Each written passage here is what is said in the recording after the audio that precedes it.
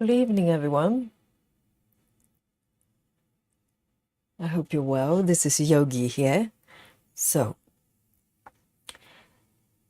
it's about 5 minutes past midnight here in London, and I'm a midnight stitcher. Um, as some of you probably have realized, I like my late night stitching. So here I am, and coming back to this piece here.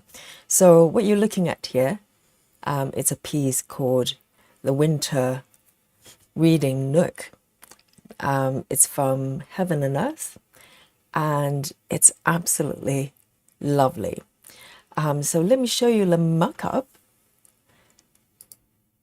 Look at this. So this is the full piece here, and with this piece, I'm actually starting from the center where the cats are. So I'm moving toward where the cushion is.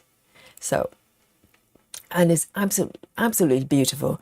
I think this piece, if I remember correctly, only came out sometime last year, and I've been working on it for quite a while because I was so in love with it. And then I kind of lost momentum toward the end of the year and kind of just moved on to other pieces. And only till maybe a week ago from the last dream, I came back for the first time this year. So at this point, so let me see. Give me just give you a summary here. So what I'm stitching on is a 25 count Ada even weave, and I'm stitching 1/1 full cross. So this is what I've been spending maybe the last 2.5, 3 years doing. Pretty much 25 counts, 1/1, Heaven and Earth design. I just fell in the rabbit hole there. So I am so happy to come back to this piece. It's beautiful, and all my other pieces are beautiful, but this is, I just fell in love with this piece as soon as I saw it. That came out, and also this is max color, so this this is holy grail for a lot of stitchers, probably more than supersize. So I'm going to show you my progress so far. So before the last dream, let me just show you quickly. This is where I was when I came back for the first time this year. So there's a bit of what the first kitten. There are two cats on the two cats at the center there. So I started with from the cat and a beautiful kitty, ginger kitty, from the right there. And that's kind of the center of the piece. So I was very happy about that. And so the cat, the ginger cat, is almost completed, and I moved toward the right side and to work on the cushion. And so when I picked it up in the last session, I was halfway into the cushion, as you can see. And from that point, by the end of the marathon stream, I think I think I stitched for about 5 hours, over 5 hours. I'm just going to show you from my phone. This is where I was with a cushion when I finished the last stream. So I filled up the space at the bottom and moved a little bit toward the right there. And voila, I've in my spare time in the last few days, I managed to fill up this area there. So the cushion is probably about 80% completed, and this bit was such a joy to stitch. It's absolutely beautiful. And I also complete a small section, the blue bits that wasn't there before. I kind of filled that in as well. And if you have been, if you watch my last stream about this piece, you'll probably notice I switched my tracking stitching app, and now I kind of started using, let me just bring up this app called Cross Stitch Saga. So maybe not that many people are aware of it. I think over here in Europe and maybe America as well, most of us have been using Pattern Keeper, and it's a great app. So, but I came across Cross Stitch Saga. It's developed by a development team. I don't know if it's individual or a team in Russia. So it's actually a really great app, having used it for the last few days. So I'll go into a little bit about this app as I stitch. So, but it's not meant to be a tutorial or anything, kind of demo. It's just that it's such a great app. I just want to bring it to your attention. So this is where I'm going to start from today. So I'm having the app on top. You can use that as a reference.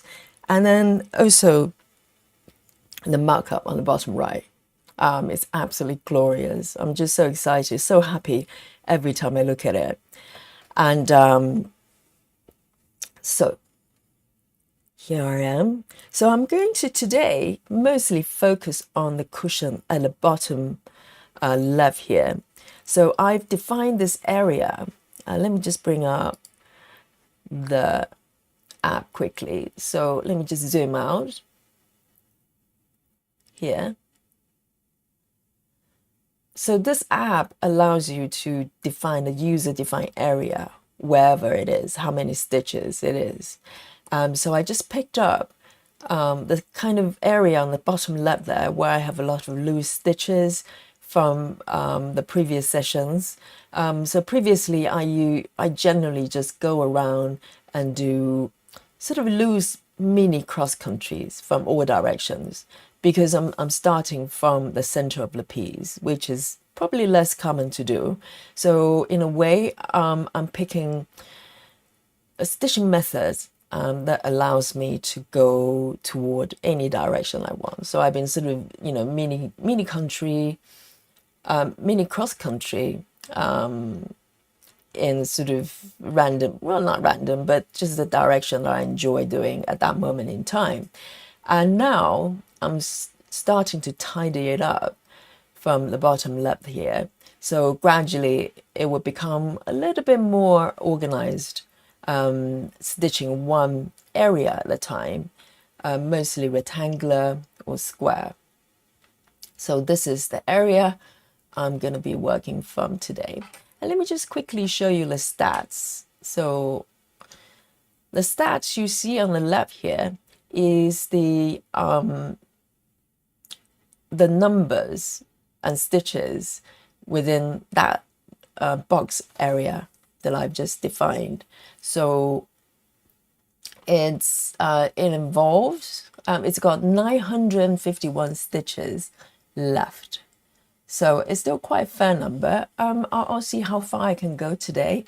And from here, I'm going to just quickly create a timer here. So I know how many stitches I'm able to finish. Let me see. Let me just spin that. Oh, I need to be careful because I don't want to bin. Oh dear.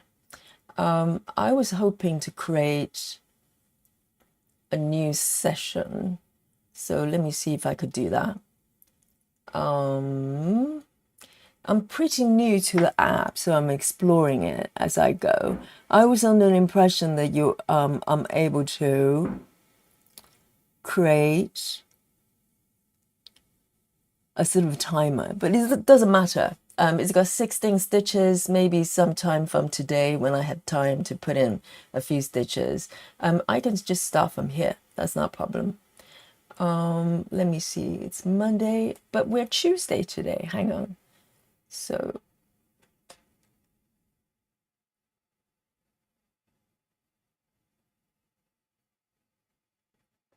let me see. I don't know what to say. Let me shift end of cross stitching day. I have no idea what I'm doing, so I'm not going to touch it. But I'll just let the calendar take over. We're going to go over to 10th of June anyway, so it doesn't matter. So I'm going to start stitching. Let me just change my view over here, and I hope you're well. The drink of choice today, normally late at night I tend to drink my herbal tea, my peppermint tea. That's my favorite, but I just realized I run out of the peppermint tea, so I'm actually drinking green tea, which has got a little bit of caffeine in there. It's a little bit naughty this time of night, but I don't mind it. It works. I'll be okay. So this is such a beautiful piece. Let me just move it over here so you can see as well. So I'm working on this area here. So hopefully you're able to see. Let me have my little sewing machine needle minder there.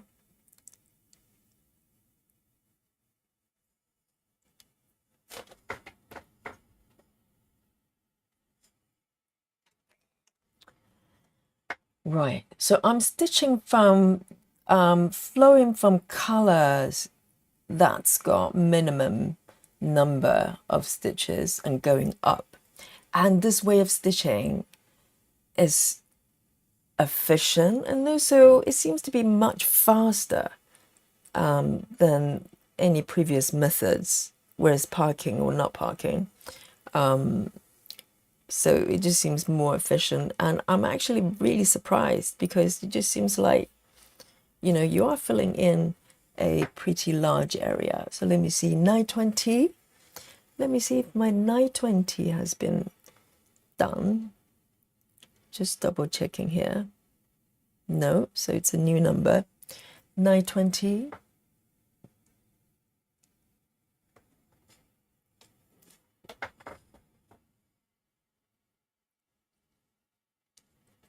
Let me see if I can zoom in a little bit more. It's so efficient, and also it keeps you going in terms of motivation because you're moving up the number. So the further you go, the more numbers of stitches that you're able to stitch at the same time. So you're starting from single stitches most of the time. But once you get through that, the color changes slows down, if that makes sense, because you're starting to stitch. I'm in the bottom left here. The number of stitches for each color increases, and it's encouraging. It kind of, you know, motivates you to go forward. So I'm warming up here. I don't think I've stitched today, so I don't know where that 16 stitches come from last night. Oh, it's probably from yesterday. I have no idea. I'm still learning to use this app. So there might be a whole bunch of quirks that I'm not aware of. Whoops. See, I'm already making minor mistakes. So the warming up stitches normally involves errors. With me, it's like warming up the body. And maybe I can move it slightly over to the right there.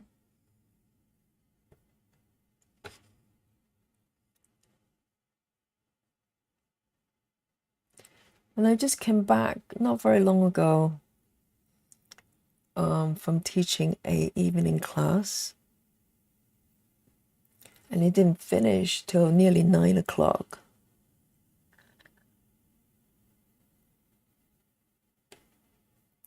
And it's a really lovely class to teach. So it's an in class. I don't know whether you're aware of in yoga. Let me just count these ones. 1, 2, 3, 4, 5. It's quite relaxing, particularly on Monday evening. People going back to work from the weekend, and they might get a little bit stressed. Oh, what's happening here? Why do I have... Okay, it's all good. And they're really looking forward to something to kind of set them up for a week, to relax a little bit, because Monday tends to be most busy for most places, for most workplaces. Oh, this one I actually... Hang on. That's fine. I thought I made a mistake. No, I'm good. I'm just looking in the wrong spot. So it's a very popular class. It's always booked up very quickly. Like next week's class, it's already get 50% booked up, because people just want to make sure they get a place. And I use essential oil in the beginning and also during the class as well. So it's super relaxing. It's relaxing for me to teach as well, because normally with vinyasa or other styles of yoga, my classes are quite strong. It's not like they're not easy classes to do. And sometimes you want that challenge, but it's really nice to teach a class that people can unwind and just go into deep stretches.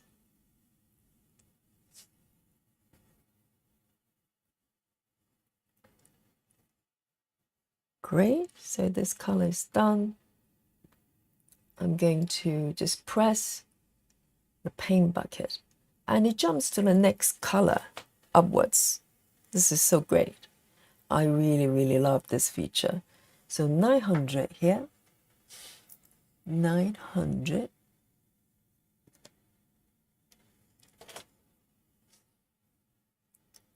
Moving slightly toward the right there.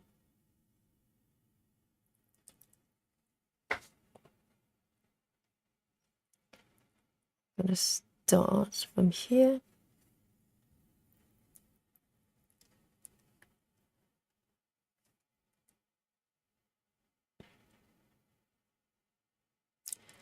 And a lot of students, they come back week after week after week. And it's just so nice to know that they love the class. And it's quite a late class as well.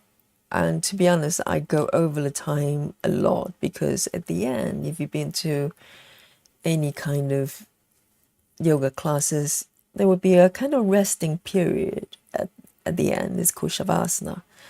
So the Shavasana you get for a 60-minute class normally will be maximum, if you're lucky, you get about 5 minutes where you can lie there and really just rest and, for the body to be still. But with this class, I make sure they have at least 10 minutes. So proportionally for a 60-minute class, that's pretty long. But what happens is I provide adjustments, yoga adjustments. So what it is, if you don't know what it is, it's actually, if you think about it, almost like a mini massage. So traditionally, it's for the teachers, yoga teachers, to to provide for the students, to show the care, but also help the students relax as well, to go into deep relaxation. So for the number of students that come to a class each week, I need at least 10 minutes, sometimes more, 10 to 15 minutes to go around everybody, and also have still a few minutes for everybody to rest, because the last person, you go around the class, someone has to be the last person. So sometimes, you kind of don't want to wake them up from their shavasana right after you give them the adjustment. So very often the class would be stretched out up to 5 to 10 minutes extra. And no one had problems with that so far. And also it's my time that I volunteer. And it's worked out really well, because otherwise, if you rush at the end, it kind of just defeats the purpose of the class. Not completely, but, if you want to give a really good experience for the class, you do need that time. So it's quite a luxury to work somewhere that I'm able to do that. I'm not going to disturb the class afterwards, because it's the last class of the day. So there's no, we don't have to rush or anything. Good. I think that's, there's one extra stitch there. Nearly missed it. There's one on the upper corner there.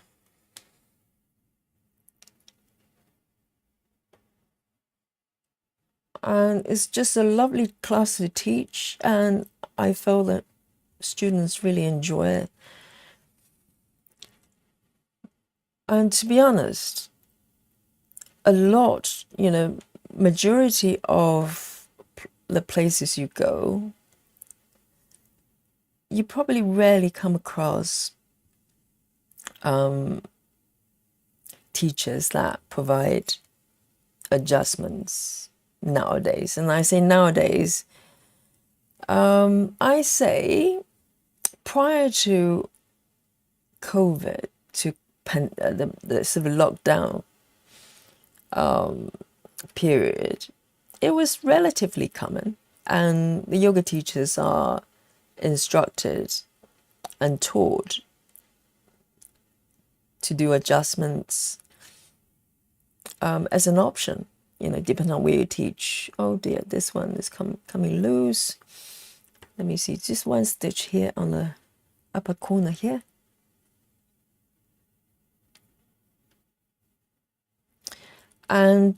But the whole COVID situation, I think it's getting much better now, but at least for a while, people kind of felt a little bit weird with any kind of physical contact. And also, there's a lot of more complex issues, like political correctness, in terms of, physical contact becomes a kind of weird thing. We're making it extra weird, even under a really appropriate situation, where we generally just become overly sensitive, overthinking human beings. Let me dot this needle back. Let me see. So this is 900. Let me pop it back. 900 here. And I think I've got all the stitches here. Let me move on to the next one. So 3827. 3827. Lovely. This one is going from top diagonally to left. 1, 2, 3, 4. 1, 2, 3, 4.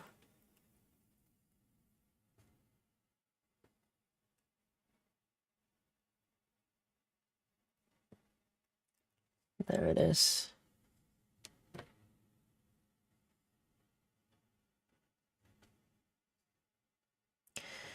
So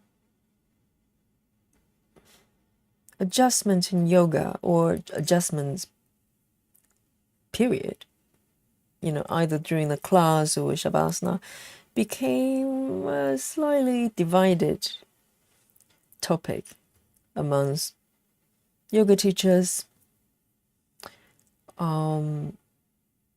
particularly if you're male teacher. I've heard my fellow teachers, male teachers, being told, let me see, got it in the wrong spot.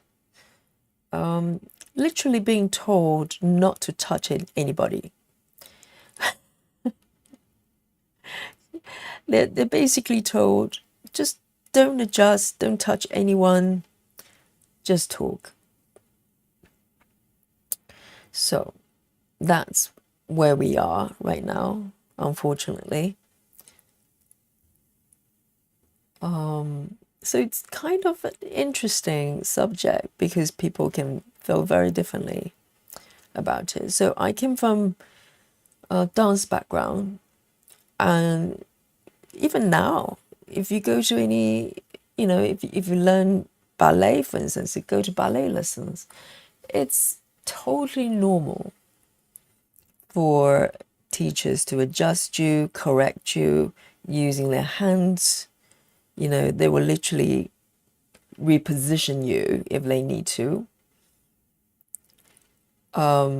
show you as part of instruction, basically. And so I came from that background. I'm very used to being pinched, turn around, whatever.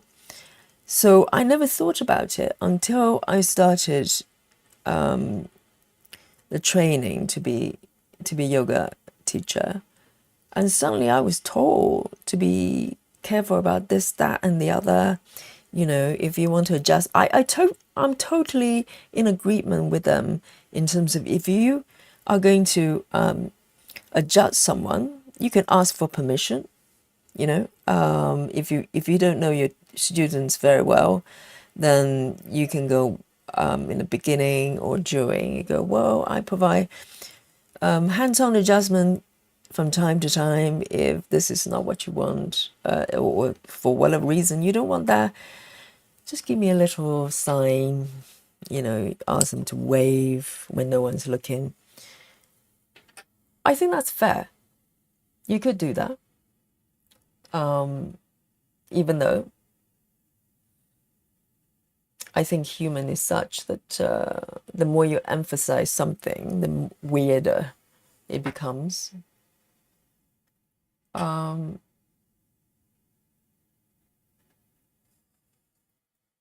So it's not a black and white answer, I think. It's not a black and white situation. Next, 7:40.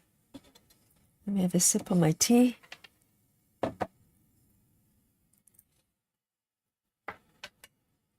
$7.40. Okay, I need to get my thread right here. My thread organizer here. 7:40.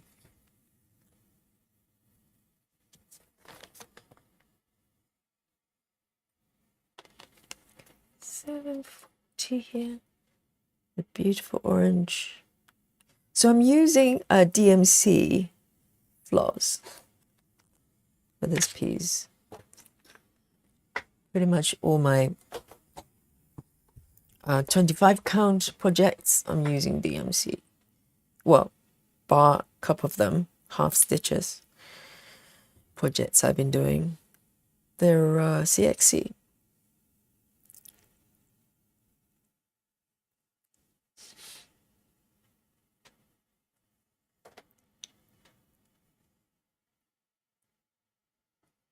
So let me have a look.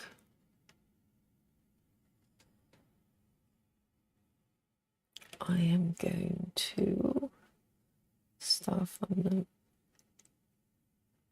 Okay.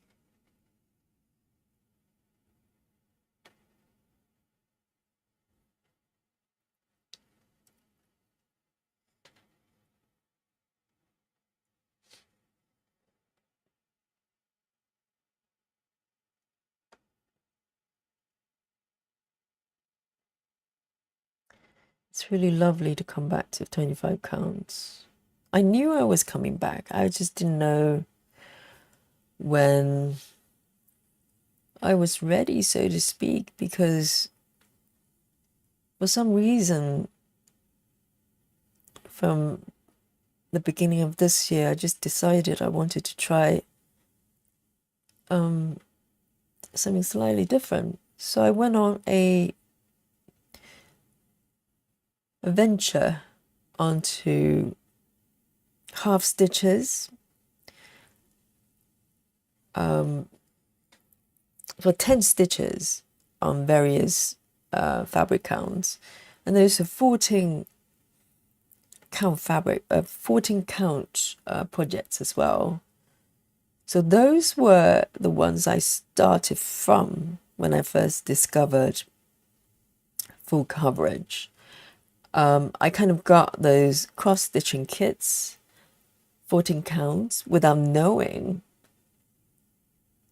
there were I was aware they were full coverage. I just wasn't aware of the genre. I didn't know they were defined as full coverage. I just knew that there are a lot of stitches involved, probably more than samplers. And that was the kind of my knowledge on cross stitching at that point. Mostly samplers and also smaller projects like dimension type thing, dimension cross stitching kits, and pretty much everything I bought. Hello, my kitty's here again. Hang on, darling, hang on a second. I'm gonna get confused where I am. Hey babe, how are you? The routine hello for my cat Dolly whenever whenever I'm stitching. When I'm not stitching, she's really busy. She's busy going out to the garden and maybe a neighbor's house, and also busy sleeping most of the time. But whenever I'm stitching, she will come over and ask for attention. Typical cat, I think. Let me just double check to make sure that I have not missed my spot, miscalculating. It's so easy to do. Okay, so 1, 2, 3 here. Okay. Why am I missing one stitch here? What have I got here? 1, 2, 3. 1, 2 here. Ah, okay. Now I know what my confusion is. Okay, 2. Hello, babe. See, when I'm stitching in an area that's kind of bigger than 2 blocks, I start to get a little bit confused. It's a new challenge.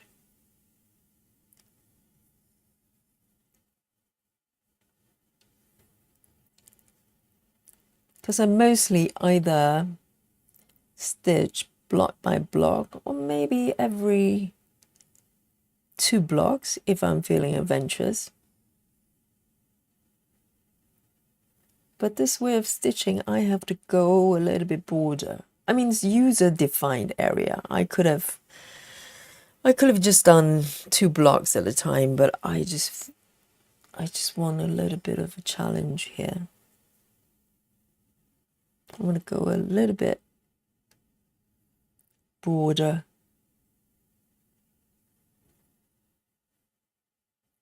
So I'm gonna have to move down from here. I think I'm okay.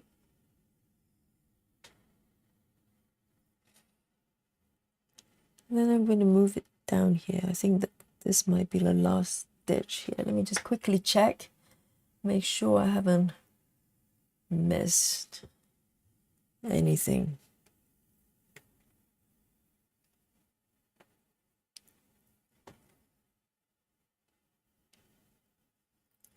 Beautiful.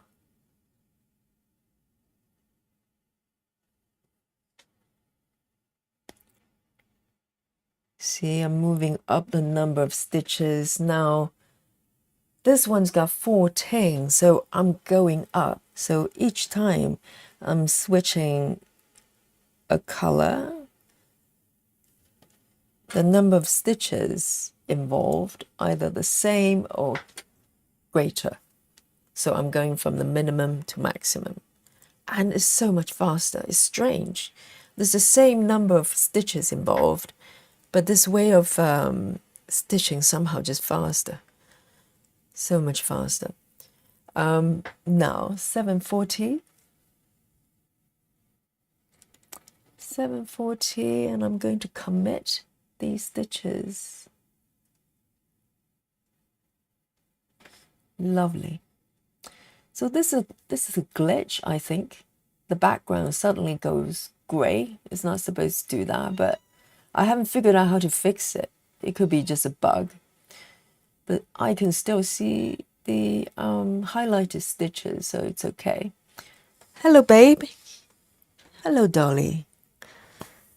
You've got everything. You had supper, you had hugs, and you had a walk outside.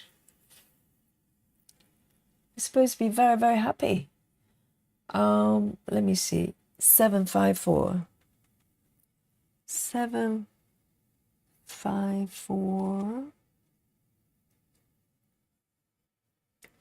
So the last session, I briefly showed my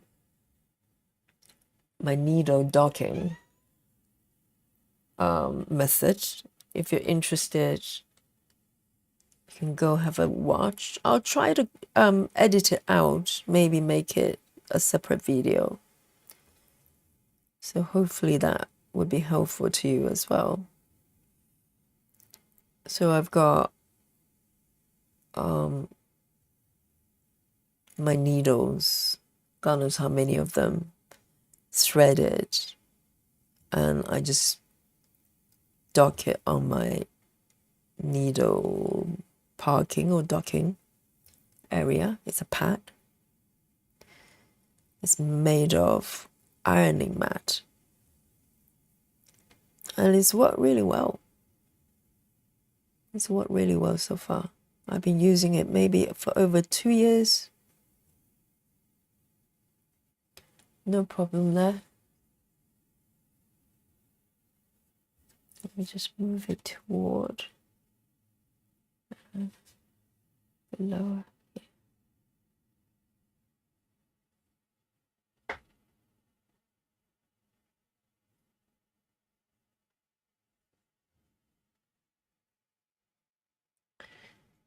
You see?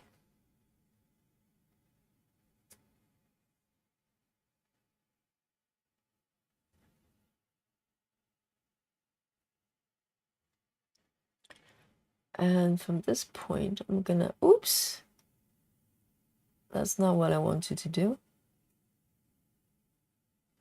Luckily, I can undo it. Hopefully it works. Hello, undo. Oh dear, that's not what I was trying to do. I was trying to mark mark as I go along, because the number of stitches are increasing, so I don't want to lose track. I don't want to lose track of where I am.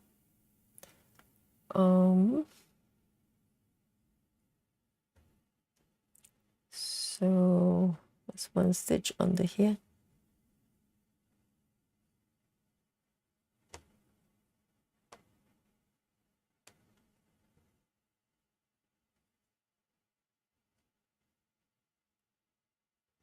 And then to the left. Okay, that's what I'm trying to do.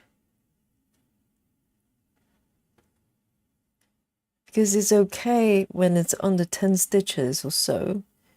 When it starts to go up and kind of stitches spreading across the area, it's very easy to lose track if you don't highlight them, if you don't mark them as you go.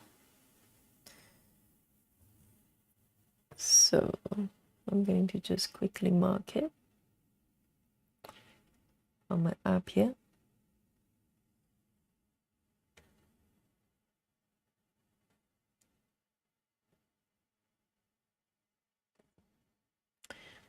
Two down, one down, two down. Okay.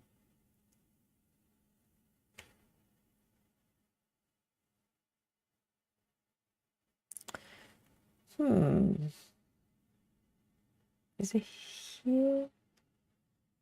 Wait a second. One down here.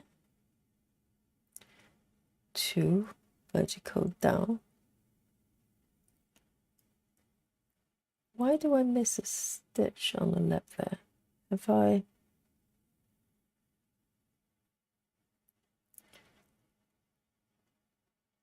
Oh, hang on.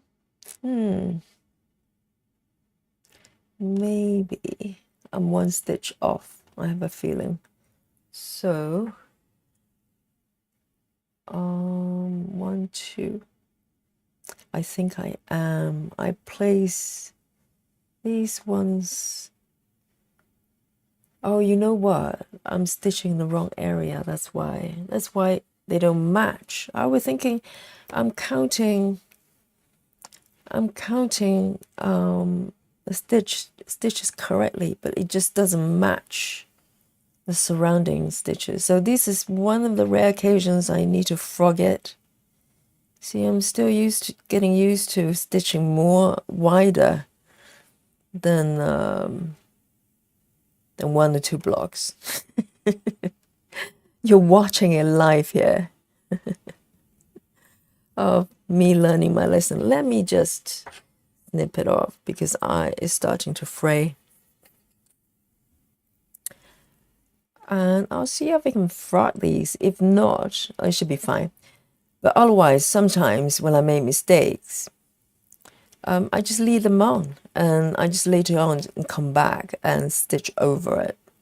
You can't really see it, not with 1/1, but this is fairly easy to frog. I'm gonna just do that. So I should have come over here rather than here, so because it kind of looks similar. So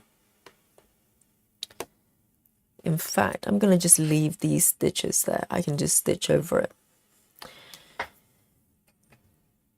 There you go. I'm a lazy stitcher. So in that case, I'm going to unmark these ones just so I can go back to where I was. So I need to check the actual block that I'm trying to stitch on. Yeah, it should have been over here instead. I stitch over there. So there you go. So 754.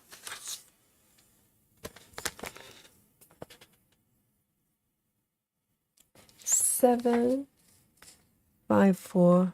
Let me get a new thread here.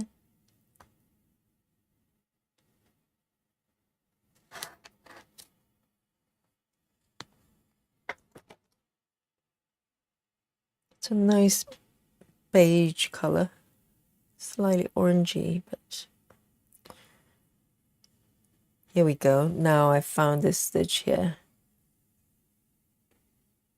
and this one should be okay. I think it's well, my excuse is the gray background, the glitched color. It's supposed to be white. If it's white, it will be a lot easier to see.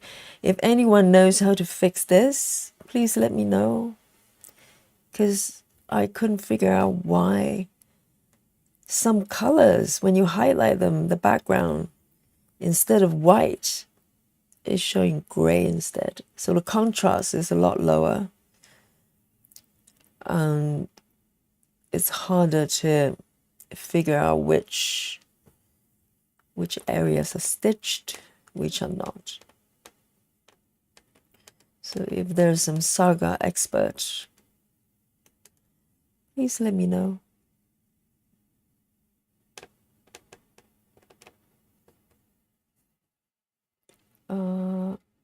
Right. Now we're back in business.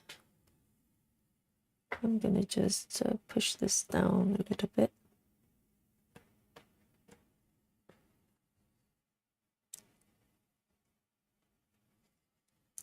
That's better.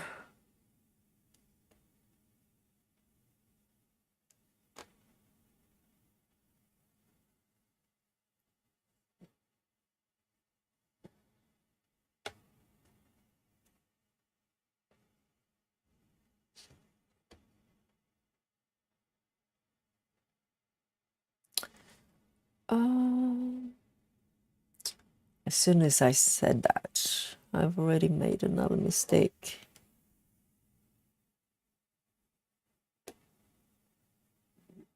I could have just left it. Never mind. Because the colors are so subtle, you just can't. There's no way you tell that there's an error there. If you can, man, you're special. You should be given an award or prize of some sort for super eyesight and photographic memory. You can spot an error on 25 count cross stitch project, I think. Let me just gray background is a little bit of a challenge. Just need to get my head around. 2 down. I think I'm okay this time.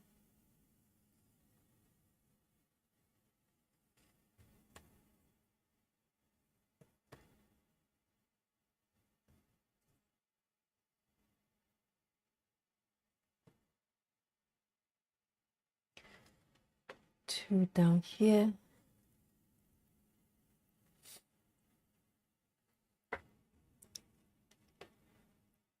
And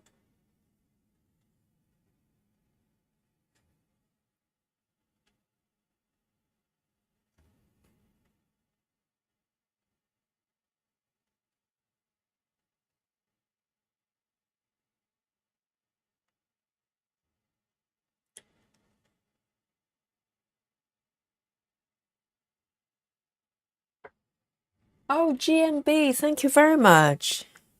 GMB says beautiful. Thank you, I agree with you. This is a beautiful piece. Sorry, I totally missed the comments.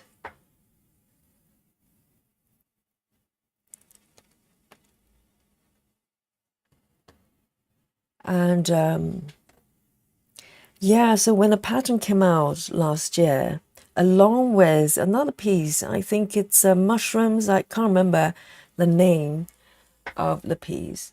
Both of them came out together, and I found quite a lot of stitches get drawn to the mushroom ones, kind of magic mushroom, kind of fantasy theme. But that that kind of style wasn't really for me. But I was totally drawn to this piece. Totally, utterly drawn to this piece.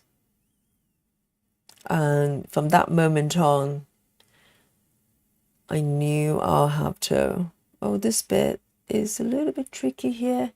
Let me see. 1, 2. I may have stitched the last one incorrectly. That's why. That's okay. All of this will work out by itself.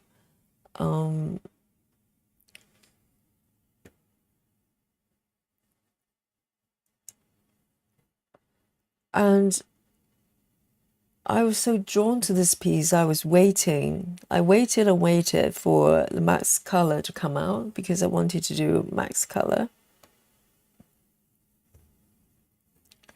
And it didn't take long, luckily.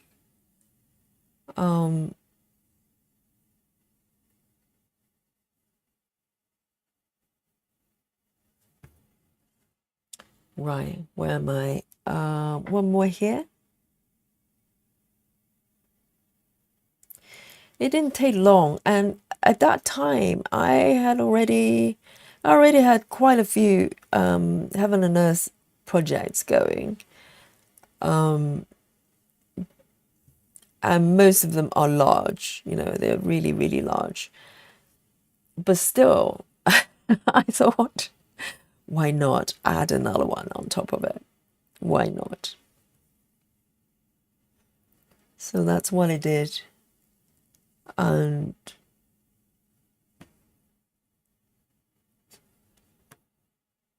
I'm so glad to come back to it. And I'll continue to do my other half stitch project, 10 stitch projects, and also the 14 counts as well. I mean, seriously, I just haven't got enough time to go around do all of them. We need about 10 other lifetimes. So we have sufficient time to stitch all of them. Let me check if there are any other loose ones. I think we're good. Lovely. So I'm going to tuck this stitch in somewhere here. I tend to tuck it away from the stitches. So if they ever come off for whatever reason, the thread will get stitched down by other stitches. So that's my strategy. So 754.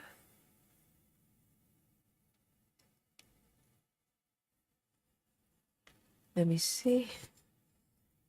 A sip of the tea. Needlebug, hello. Oh, I knew Needlebug will come to rescue. So Needlebug says, to change your gray color, long press the box you use to define your stitching area. You'll see a button next to the X. Tap on that, then use the slides to adjust your color. So this is it. So let me just show you. Let me switch the color here. Then I can probably show you, Karen, what is happening here. So let me just commit. Let me bring the screen to the full page. So watch this, Karen. So the color of the background is great now, but I think it's glitching because now I'm going to press the paint bucket to commit these stitches. Everything switches back to white. So this is the default. And I think if I follow your instruction and long press, is this the pop-up that you were referring to? Long press on the box you use to define the stitching area. Yes. So, oh, the stitching area. So this is a stitch highlight, and this is the for the stitching area. So am I correct? So this is what the background is supposed to be, the white color. But for certain colors, only happens to certain colors, the background was suddenly changed to gray. So majority of them display normally. And just I can't seem to find any pattern in terms of which color does that, but randomly, occasionally when I highlight, let me see if I can. So this color is fine, this symbol is fine, but occasionally the background just gets flipped to gray. And I suspect that's a glitch because there doesn't seem to be any particular reason for it. So it's a bit of a mystery. I can select that color again to show you what happens there. So let me see if I unflip that. I just switch to this one. See, that's what happens again. So for this symbol, for whatever reason, it changes the background to gray. So I hope that kind of explained my situation. Yeah. Yeah, there just doesn't seem to be any reason for that. So let me see if I can go back. Yeah, so then this color is fine. So I've been sort of looking at the setting everywhere to try to find a reason. The conclusion is maybe some sort of bug.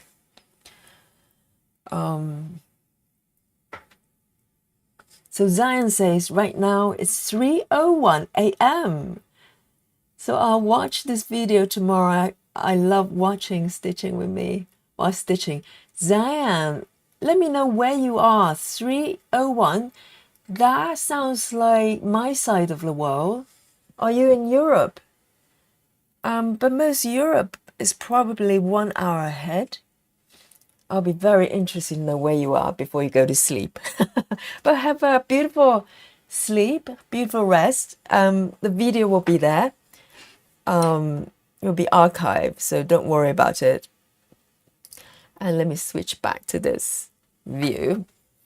And I'm glad you can catch at least a little bit of this stream. And I hope to catch you next time, perhaps. Oh, Needlebug says, have you restarted your tablet recently? That might take care of it. I have. So I'm on my iPad. I kind of tried that, not today, but I tried it maybe when I first realized that there's a glitch happening. I restarted the app. I restarted the tablet as well. Didn't seem to fix it. So it doesn't happen that frequently, but just from time to time. So it's one of the mysteries. Hey, but you know the developers. Oh, no. I don't know whether you know the Saga developer, but I know Needlebug is very well connected with the app developers. So maybe you can give them a nudge just to say, hey, Yogi is having headaches right there. If it's happening to me, it's probably happening to other people. I'll be very surprised. It's uniquely me. 781. It's great to see you again, Karen. I hope you're well, and thank you again. You know what I mean. 781. 781. Hush, hush. 781. Okay, here we go. So this color is flowing toward the bottom of the area here. So I'm going to just move it up a little bit so I can make sure that I don't stitch in the wrong area again. So I'm going down this way, and it's over here. So now you know why cross country for some people is not it's not it's not easy. See, this is already one stitch off here. Okay, I know where I am now. But I may have... Ah, I see. See? That there's a reason I don't do cross country. I'd be completely lost. I'll never be able to find my way back. So even within this area, you can see I'm getting a little bit disorientated.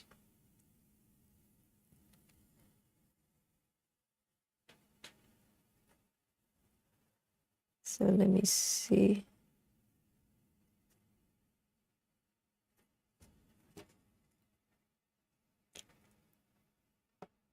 That's why I'm...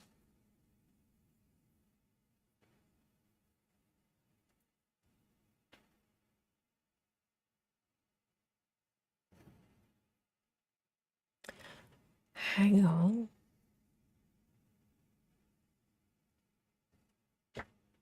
It's here.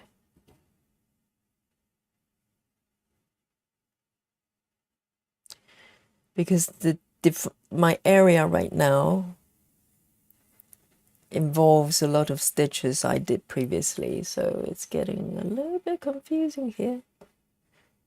Let me see. Right.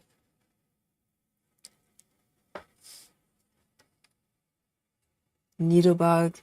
The other thing, oh, the Saga one I do not have contact with, just Paradise. I see.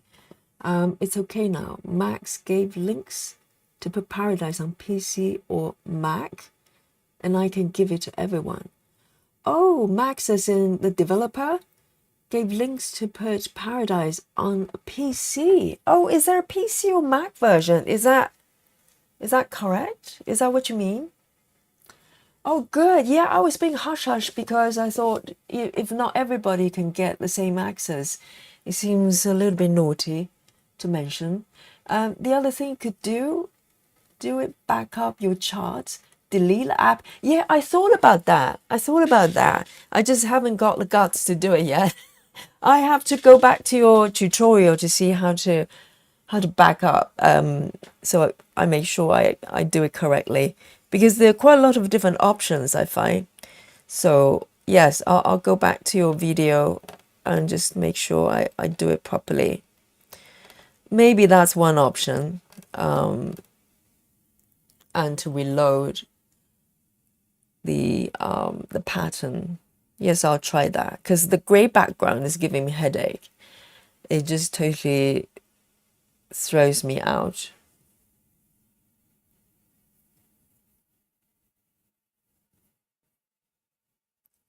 So let me do this, move up a little bit.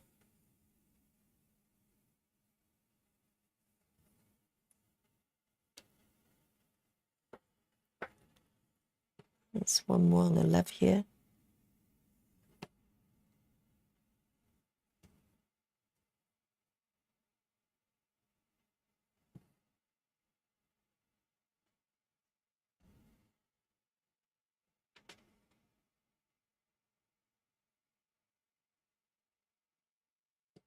And one more here.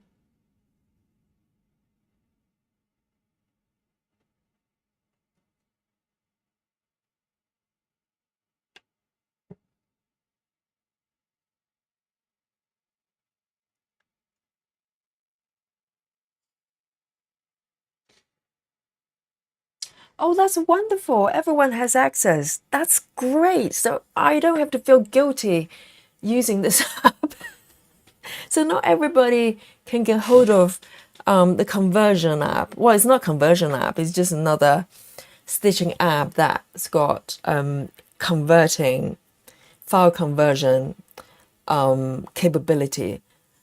Wow, that's wonderful. You should let everybody know, because I think this app will transform a lot of people's stitching greatly. I mean, I really enjoy this way of stitching, and this functionality, as far as I know, I haven't explored all apps, but at least Pattern Keeper and Markup RXP, neither of them can come down to this kind of freedom and details.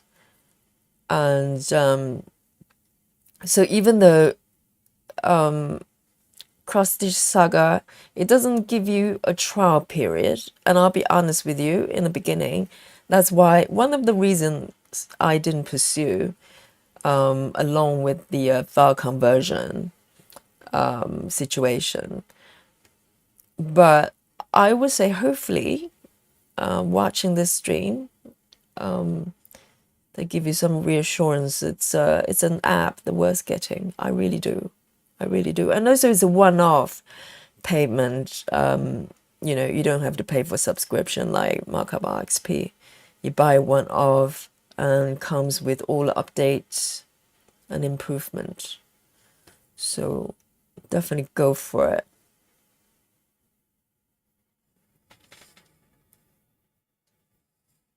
Oh, that's great news, Karen. I'm happy to know that.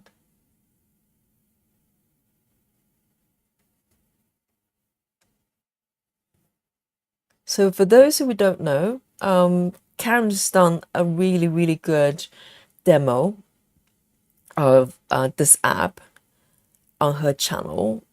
Please go watch, because I refer back to it many times now to pick up her tips. So she's been using it a bit longer than I have, and so it really helps, because otherwise, you might go into the app and be quite lost, to be honest, because it's got so much functionality, and the tutorial the app provides, they're well, I think all of them in Russian, so it might not be very helpful. But go watch Karen's demo, please. It will help you a lot, and you can decide whether it's for you. And I think this app does not remove the benefit of having the other ones. It really depends on the stitching method. I use all three, so for different stitching methods, they all have their strengths and weaknesses to a certain extent. So, and I'll need to explore this app a little bit more before I can sort of, give it a kind of a verdict fairly. But so far, it's been amazing. Other than that glitch, I hope they can I hope I can fix it, or maybe they can fix it. Excellent. So 781, I'm going to dock it back.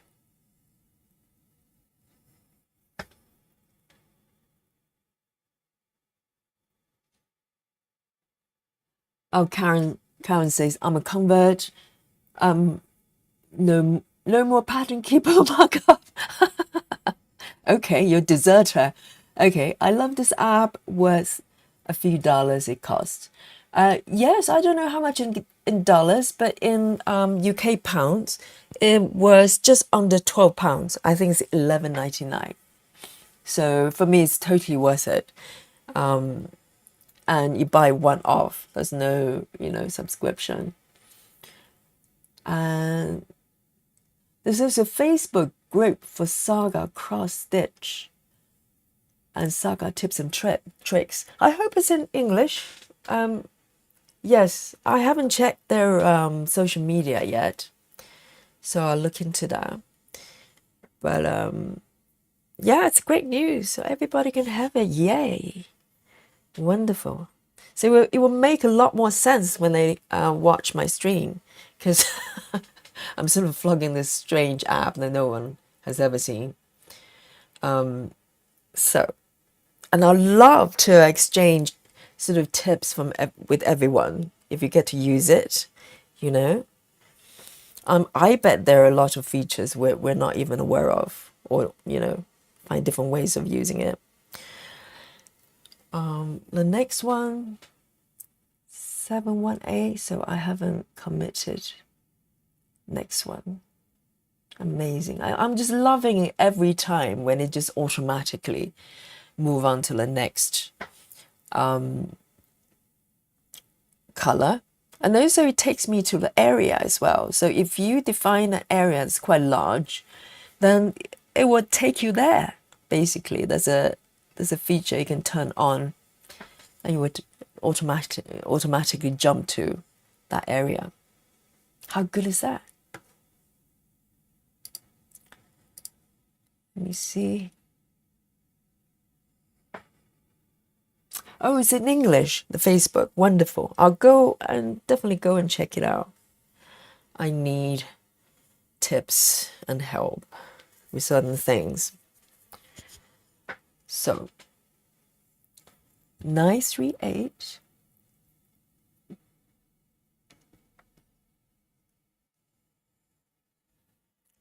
I think without this app, I probably wouldn't have come back to this piece.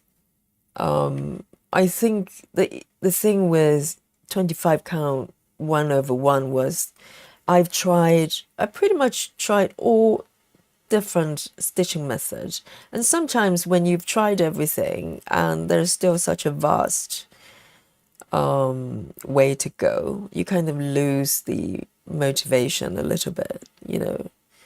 It starts to feel like same old. But the thing with me is that if I can switch stitching methods, that's challenging. It just makes me really excited to get back to stitching again. So I just need to sort of find different ways of approaching the projects. Otherwise, I just get, you know, kind of get stuck in a rut a little bit.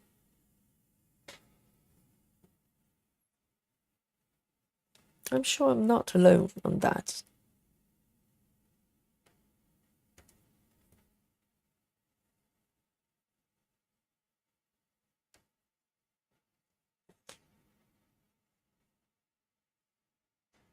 There's a little knot there.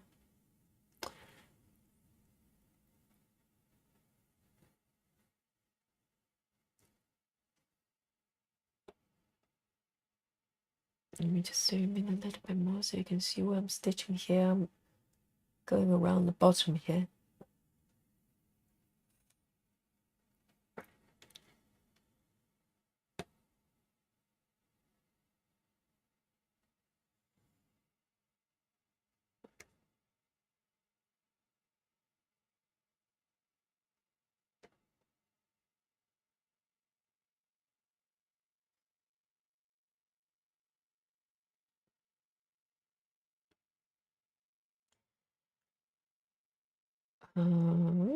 Another one underneath.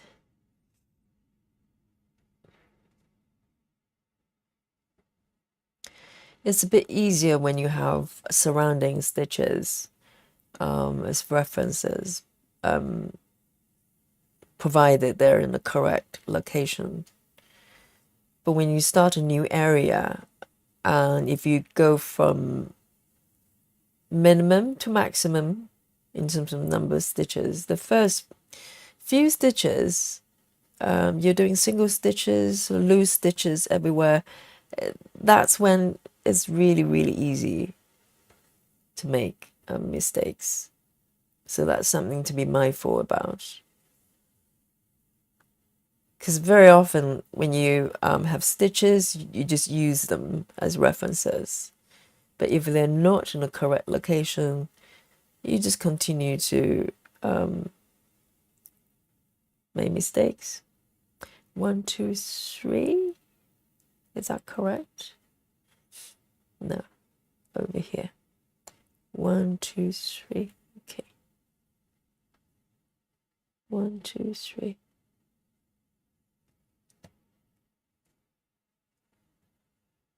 So that's why I can't get my head around cross country.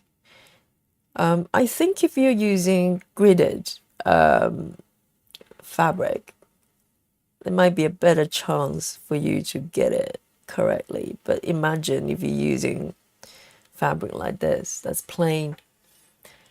I think I think I'll probably just end up with a very strange design alien. If I do the entire piece, in color completion, cross country, I have no idea how anybody could do that.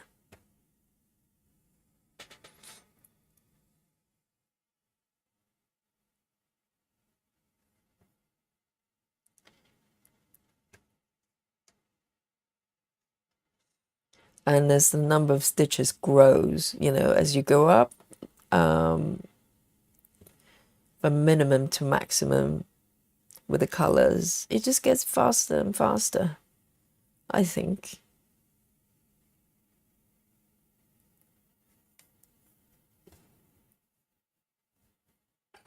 Because you don't have to change the thread as frequently, and it just flows.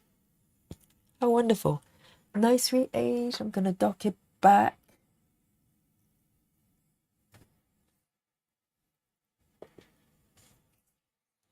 Next, I'm going to press the paint bucket, and it jumps to the next color. Oh, love it. 3371, 3371.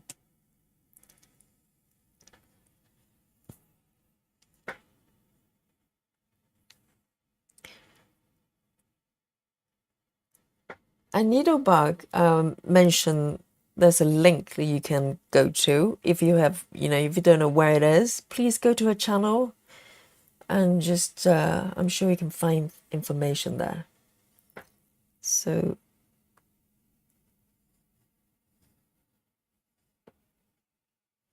I kind of want everybody to get a copy of this app. It's so much fun.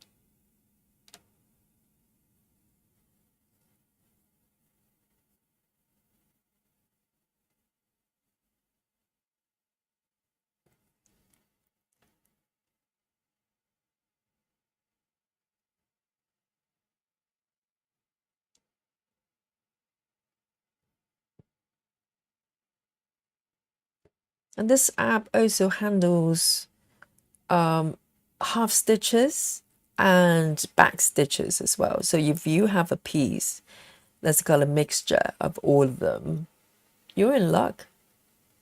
So provided your pattern is digital. So what this app doesn't do is importing scanned charts. So that's what Markup RXP is really good at.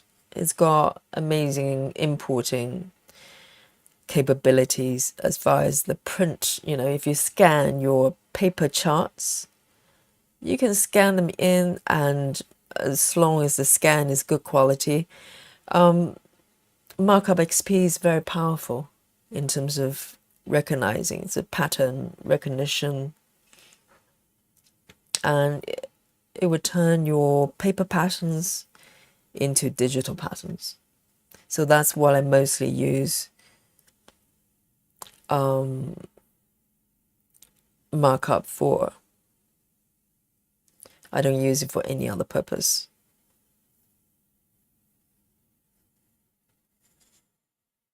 Let me see. Just make sure I'm okay here. Let me mark them as I go, so I don't get lost.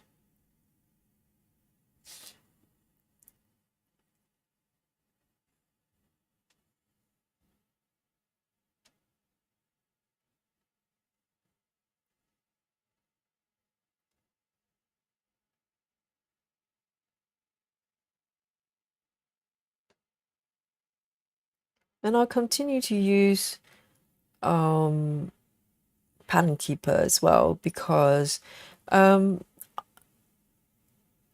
maybe I'm just not familiar with this app that well just yet. I think I tried to do row by row with this app for another project, and I actually found it quite fiddly to do. So obviously it could have been just me not being familiar with this app just yet. But I find that if you're doing a lot of parking constantly, you know, let's say if you're doing sort of sorry, I keep saying Emma, I'm so sorry, Gemma Stitches method, where there's a lot of color changes constantly and parking, you actually need to go through more steps to perform those actions. As far as I know with this app, maybe I'm missing something. I'll continue to try again. But until I figure it out, I'll continue to use Pattern Keeper, because Pattern Keeper is most efficient when it comes to parking methods, I think.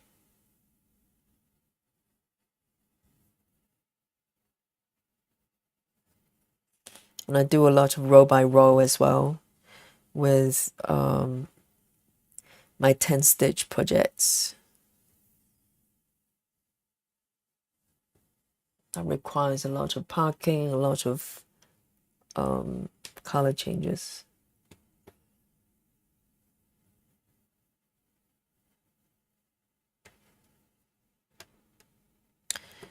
This is so much fun.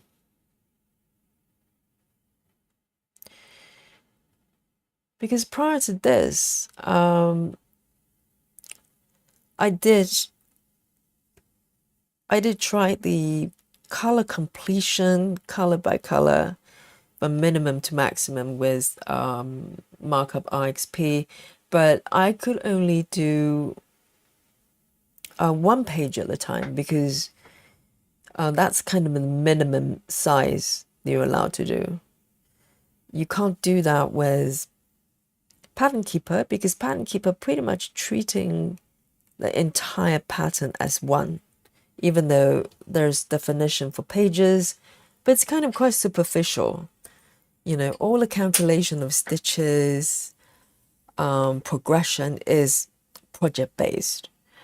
Whereas markup RXP, you can do page by page, so that's nice, but nothing below that. So a page is kind of a minimum area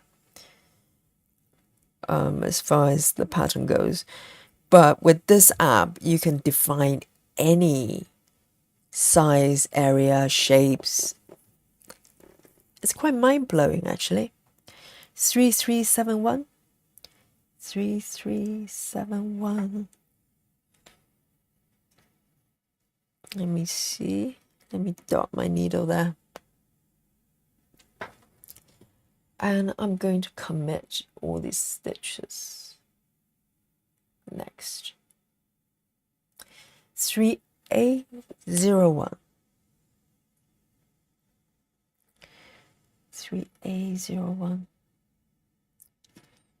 And to be honest, prior to trying out this app, I thought I've tried everything as far as app goes, because it seemed quite straightforward. With the Pattern Keeper, you have a digital version of the pattern, and you're able to mark them, part thread. All is good. 1, 2, 3, 4. 1, 2, 3, 4. And lo and behold,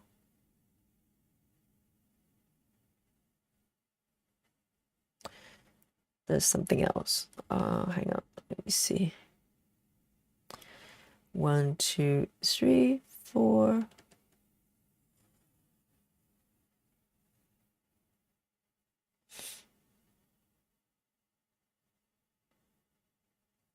Just need to make sure, because this block is mostly unstitched.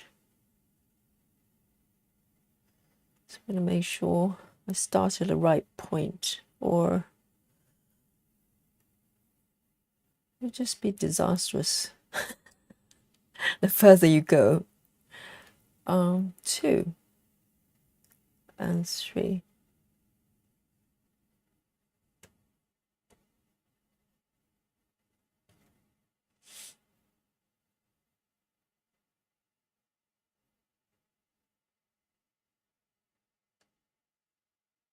Oh dear.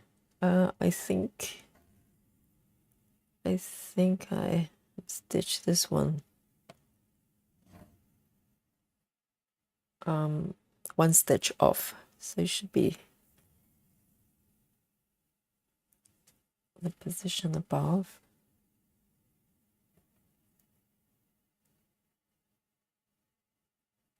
One, two, three. There. It's a lovely color though. Kind of slightly summony. One, two, three, four.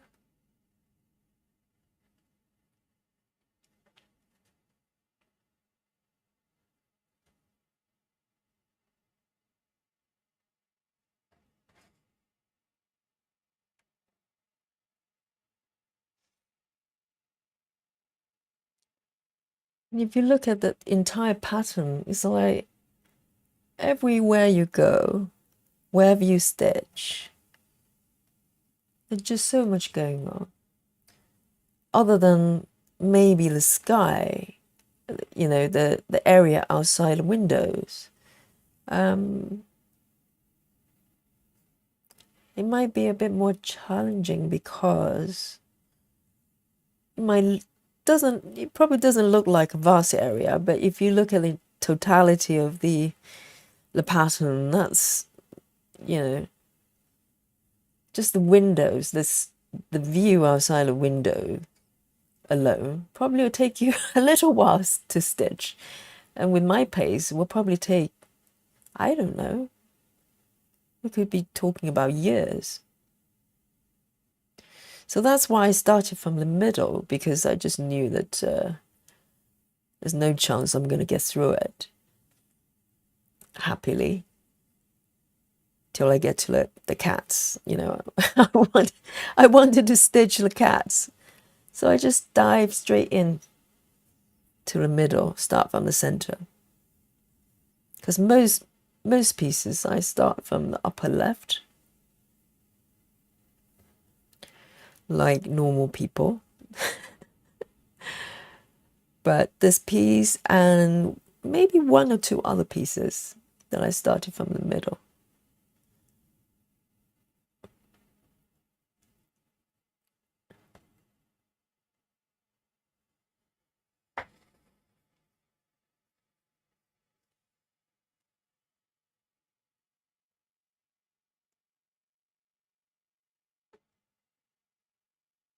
Let me see, let me mark them so I don't get confused.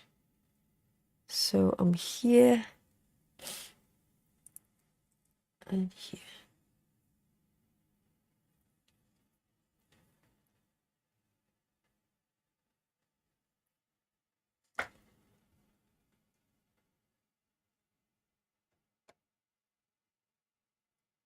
It's so flexible. And one of the great things is you can pinch and zoom. You probably noticed there's no tabs to switch between markup mode, edit mode, search mode that you have with Pattern Keeper, which is not very intuitive. It took me months to get used to it when I first got Pattern Keeper, because my instinct is just to go pinch and zoom, find the location and start marking. And I can't tell you how many times I just get stuck wondering what's happening on the screen. And then I realize I'm supposed to switch to different mode. And with this app, you don't.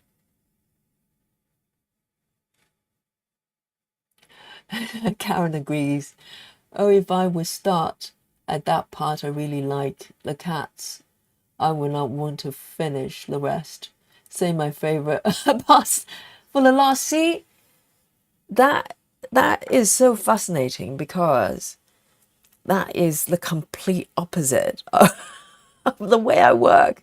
And I'm glad you said that, because, you know, I'm just happy that there are other people They're a lot more patient than me because I just wanted to dive into the area I love. But to get to the cats, if I'm realistic with the pace I'm stitching and also the number of projects I'm juggling, I could be just still stitching maybe the top part of the bookshelf somewhere there, even a year later. And to get to the cats, we're probably I don't want to say decades, but I don't think that's far-fetched. And I'll always be wondering, oh, I wish I was stitching the cats. So when that probably has a lot of impact on what patterns I choose, because I'll look at a pattern, if there's kind of acres of sky or trees or ceiling, I'll think twice. I'm not saying that I haven't got projects like that, but I'll go, well, it's a beautiful design, but really, is that really gonna work for you? So you have to be realistic.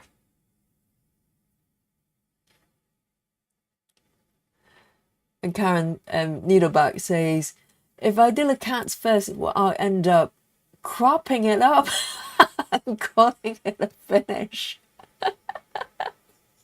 Would you really? Yes, that's pretty hardcore.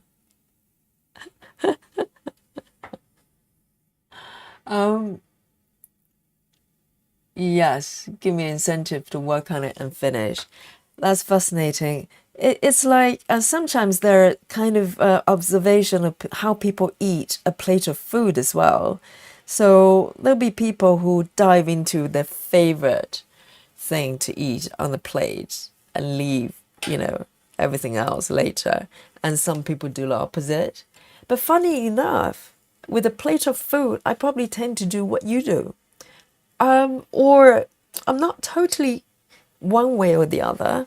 I'll probably eat a little bit of my favorite bits and then go to the bits that I'm feeling okay, or even don't like, and then go back and leave the favorite bits at the end. So, but when it comes to stitching, yeah, but then again, I do have a couple pieces that I'm, 3 years later, I'm still stitching the ceiling, so there you go. So some pieces I can wait. And with this one, I just love this design so much. I wanted to dive to straight to the cats and also the cushion as well. I just love the fabric, the textile element of this piece. Just look at this cushion. It's not just the mock-up, it's just so beautiful, so intricate. I just love it. So I'm so happy that I can stitch it right now rather than 5 years.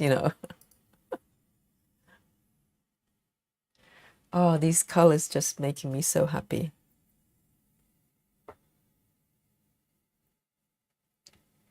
Yeah, so I think Karen is more of the delayed what's the word? She's patient enough to wait for the reward at the end, whereas I'm a little bit more impatient.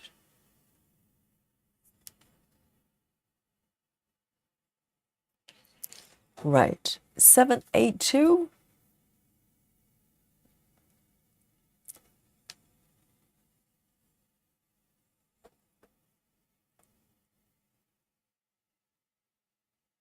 So I'm going to the bottom lip there. Let me move up a little bit.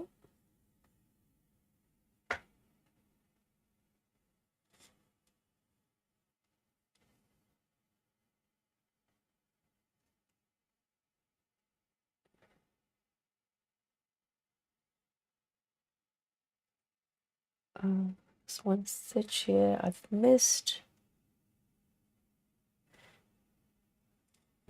Gets a bit tricky when you have a boxed in stitch there.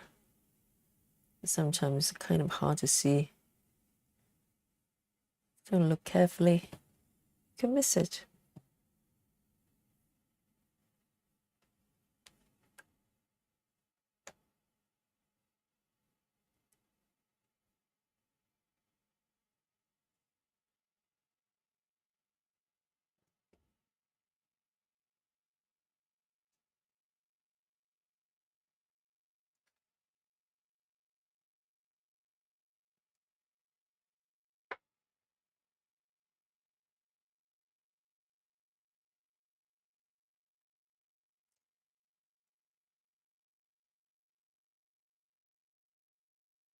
So one below.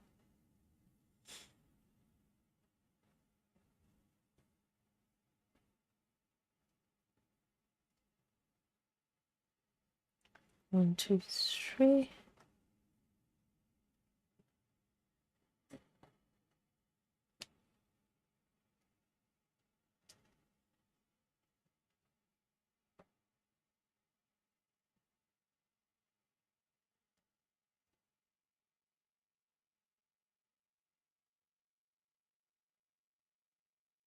And there's another thing. I don't know whether Karen noticed it.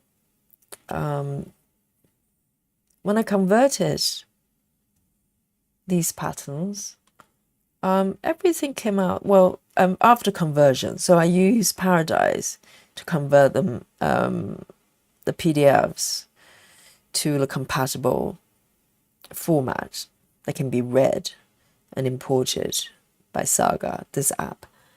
But I found that some symbols got switched. So they don't use the same symbols as the original. And it's not such a problem because it doesn't matter what the symbols are. The thread numbers, as long as the thread numbers are correct, they come out correctly. They just use different symbols. But sometimes I find there's duplication of two different colors using the same symbols. And I think what happened is, my guess is that the Saga, cross-stitch Saga, they have a certain set of symbols that's allowed within the app. So if anything that's out of that library, it just swap the symbols to whatever is available. And sometimes they use the same symbol for two different colors. So you just need to be mindful. If you're following the thread numbers, you shouldn't have any problem. You're not gonna stitch the wrong colors. But if you're a symbol person, some people tend to refer to symbols rather than thread colors. It's probably useful to cross-reference to the thread number. Just double check that it's correct. So that's probably one of the things you need to be mindful about.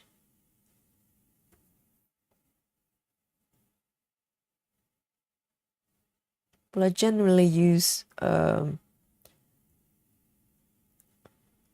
follow thread colors, so it's not so much a problem.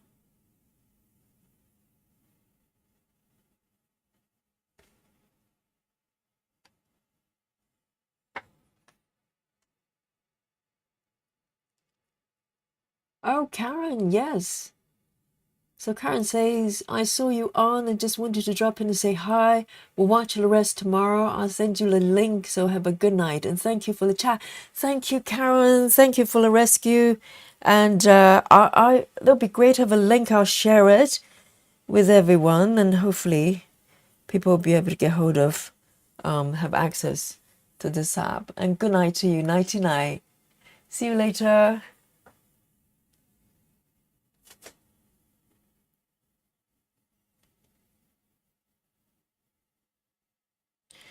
So, just want to make sure I haven't messed it up.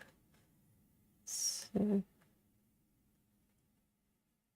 1, 2, 3, 4.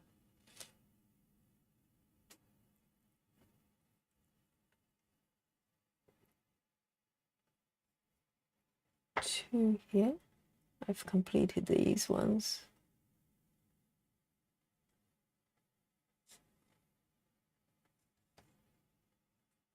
Karen is so helpful. Really, really grateful. So we've got that one here.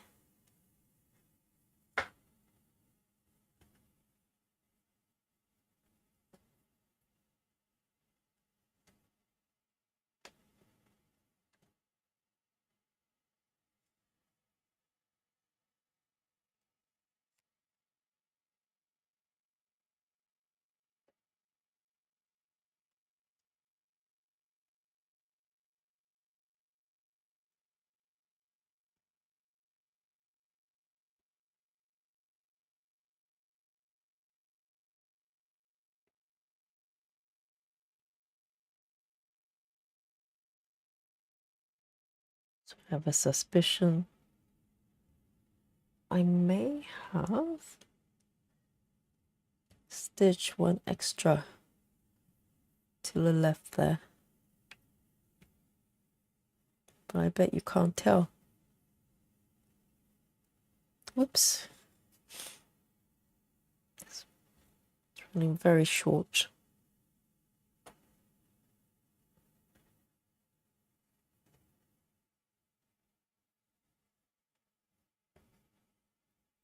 Oh dear. Let me have a look.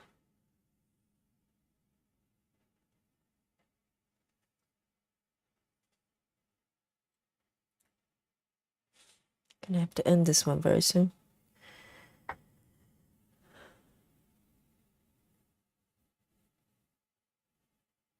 Gonna end this one here before it runs out.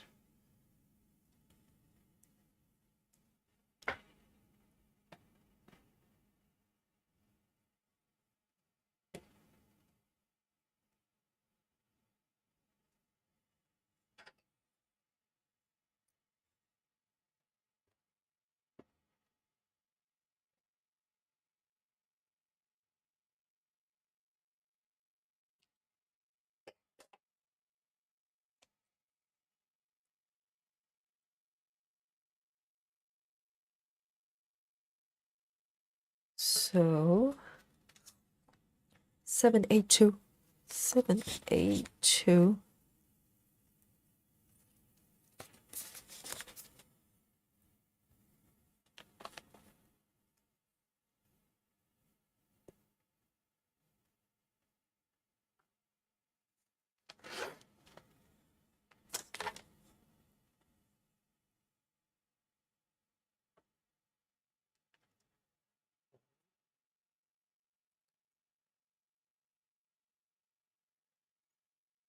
I don't know whether you've watched anything from this guy called Louis Theroux.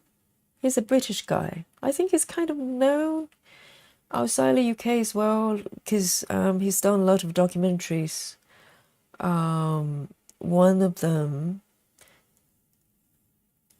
was called Louis Theroux's, I think, Where Weekends or something like that. There's a whole bunch of different series, and recently I've been watching a lot of quite a few programs on BBC iPlayer. So generally I don't watch TV. Not generally, I absolutely don't watch TV as in a conventional sense. You know, I have a TV set. I rarely use it. I mostly just watch YouTube or sometimes a few movies on Prime, etc. And but recently, because I kind of downloaded the app so I could watch one of the documentaries of a ballet dancer, and So I said, well, I'll just look into their catalog to see what else they've got. And then I came across a whole bunch of Louis Theroux's programs they did in the past. Some might be a little bit newer, but lots of them, they're back in maybe, 1999 or 2000, that period of time. And there was one documentary, or one episode. He went to India. He did a theme on people go to India to try to find themselves or find gurus. And I've seen that documentary before. I've seen that program before, but that was ages ago. And maybe I watched it on maybe YouTube somewhere, but it was really blurry. But on the BBC iPlayer, it was super clear. I don't know whether you're able to download and watch the content outside the UK. It might be region restricted, but I'm sure you can find that episode on YouTube as well, because I've seen it before. And it's really fascinating because, let me just double check. I've finished this color now. 782. 782.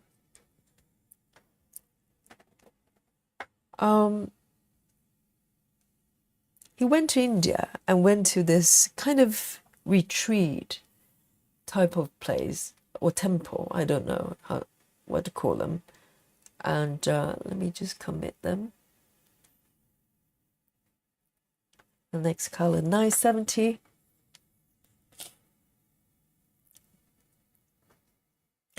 So he went to India and interviewed a few people. I think mostly they're probably from Europe and America as well. And for whatever personal reasons, they found themselves there in India following a guru type of person and worship them, basically worshipping a living person, which is interesting. And he kind of went around a few different gurus, talking to them and try to find out why people were following them, and really dedicated. And it was fascinating, really fascinating. And I don't know how to make of it, because I think, I fully support people going, for whatever reason, having been through some major events of my own life as well. I know the need for answers, for solace, and it might come in different shape or form. So I never judge anyone for, their choices, their options.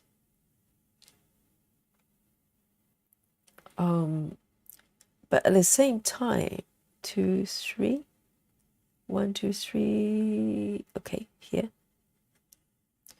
But at the same time, because when you're looking for answers, you're probably in a more I don't want to say vulnerable, but you're probably more open for suggestion. So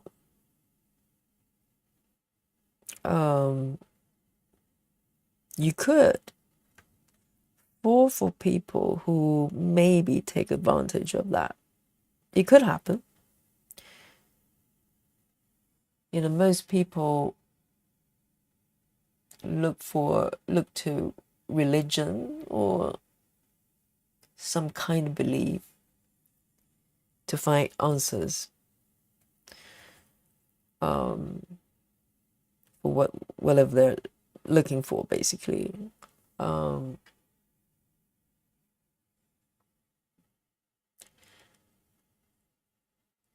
And with my own life, I turned to yoga. That's how I kind of went into yoga. I was always practicing yoga in some way, but I kind of saw it as a form of exercise, really nice exercise. You know, it helps you to become flexible, stronger, and that's fine.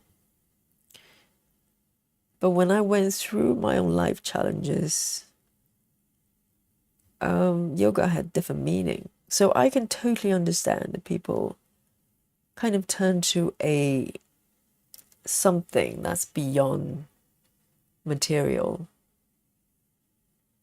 to try to find answers. So I have really mixed feelings watching the documentary, because there's a part of me wanting to judge it, to go, well, you can't be that gullible, because apparently one of the gurus, according to the disciples, can materialize things, can manifest things out of nowhere, right? Stuff like that. It could be true, I don't know. Who am I to judge? But it seems, well, I don't know, unlikely, perhaps. Or maybe, for whatever reason, it was interpreted that way because people want to. I don't know. But another part of me made me question my own choices.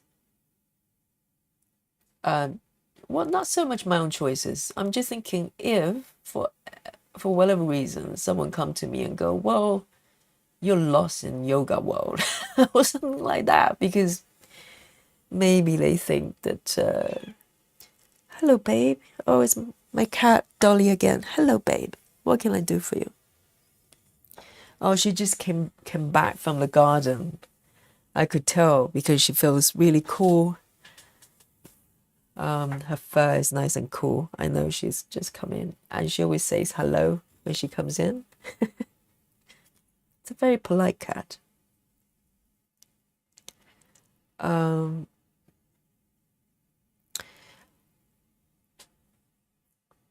kind of went into a sort of slight thought experiment, thinking that if someone came to me and start to challenge not so much my belief, I don't worship yoga, you know, it's just my way to find calmness and other things. But if someone came to me and start confronting me and go, well, you know, what you're looking for is not there. It's an illusion. I don't know. I probably have a few things to say. So I try not to judge others for their choices. So there was a little bit of inner battle there within myself. I was like thinking, well, my brain wants to judge these people, saying that you're worshipping a human being that perhaps is not what you think they are. But another part of me, I think that's very cruel to think that, because who am I to judge other people's choices? Because I wouldn't want people to judge me for my choices. It's a really interesting documentary, so definitely have a look. I mean, Louis Theroux's kind of make it almost comedic, you know, it's kind of funny, a lot of funny moments, but at the same time, it's pretty real. It's pretty real.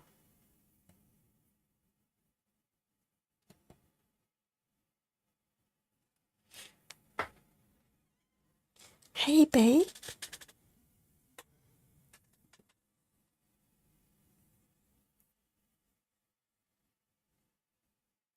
Last one for this color.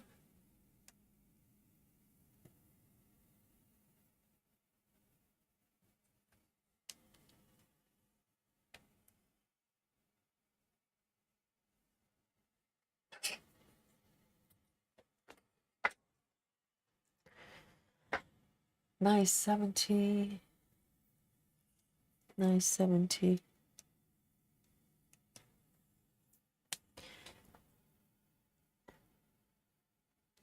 Nice 70 done. Nice 71. Nice 71.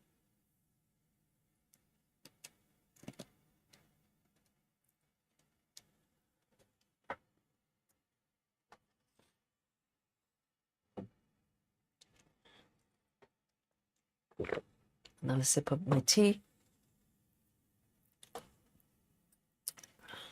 Love green tea.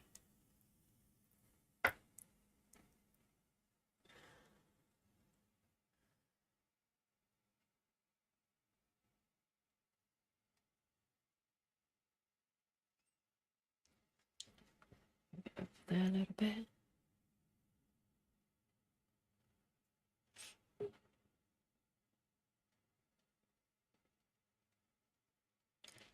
Hey, babe, what can I do for you, babe?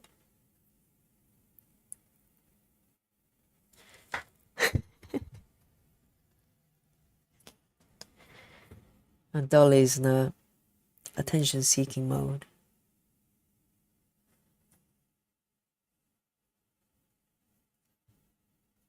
And for some strange reason, because I love dogs as well, but I just know that, I'm not really suitable for having a dog. Because with a dog, it's like having a child. You have to walk them a certain time, a fixed time, and it will be kind of hard for me to do because my timetable is not fixed. And so I love dogs, but I never had one other than the childhood dog when I was a kid. And today, on the way back from my yoga class, there was a guy walking a dog in front of me, and it's not uncommon at all. You see people walking a dog all the time. And this little doggy, really, really cute, medium size, just suddenly rushed toward me and start kissing me, licking me, and asking for a hug. I mean, this dog was literally having her. I found out it's a dog, as a girl. Her paws were literally on my chest. She was hopping up, asking me for a hug. And dogs are normally quite friendly to me. I think they can sense that if you're a friendly human being. But I've never had a dog literally just kind of try to pin me against the wall. Quite flattering. But I was so happy because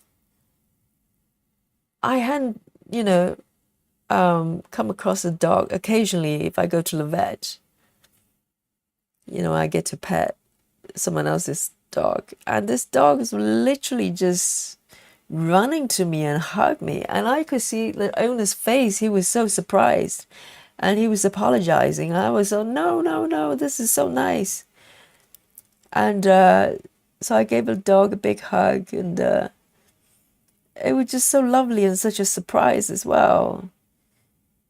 There are a lot of friendly dogs there, but I never had one literally just come running at me. And that was a nice moment. That made my day, really. That made my day. Such a lovely, lovely spirit.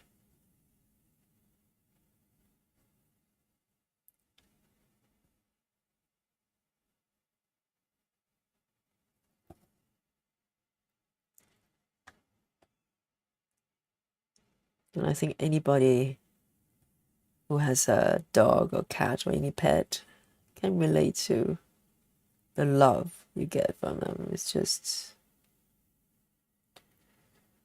nothing like it.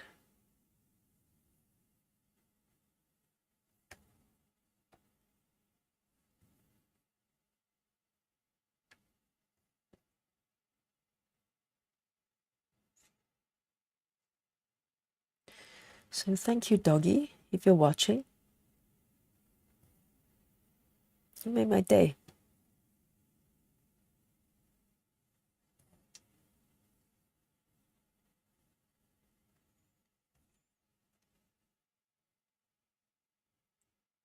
It's one on the left there. So last session, it was a marathon one. I think I streamed for about over 4 hours, to the point that my microphone gave up. I think it just ran out. Well, I don't think it ran out of battery, but for some reason it just go, that's it. I'm off. So you might find the final maybe 10 minutes, there was no audio. I didn't even know till later. Oh, it's got a snack there. For some reason. Let me see. See if I can fix it. But it didn't feel like it. I was just so focused on stitching, and I wanted to complete that section. I just didn't realize it was like over 4 hours. My goodness.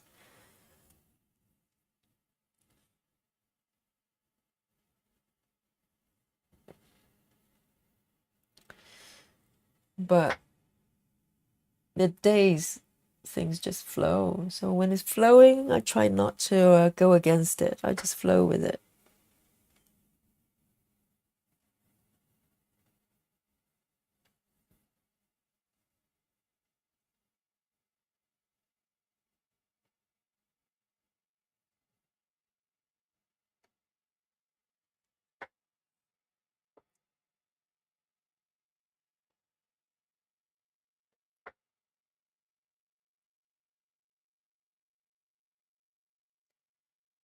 And I'd love to do a whip at some point to show you what I've got right now, because I've lost track. I have no idea how many ongoing projects that I'm doing right now. I've got quite a few. I'm just at 25 counts alone. Geez, I'm trying to come up with a number. I can't, because I'll be guessing.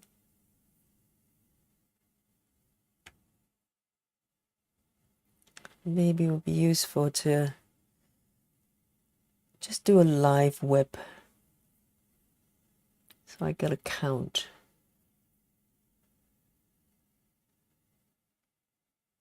And then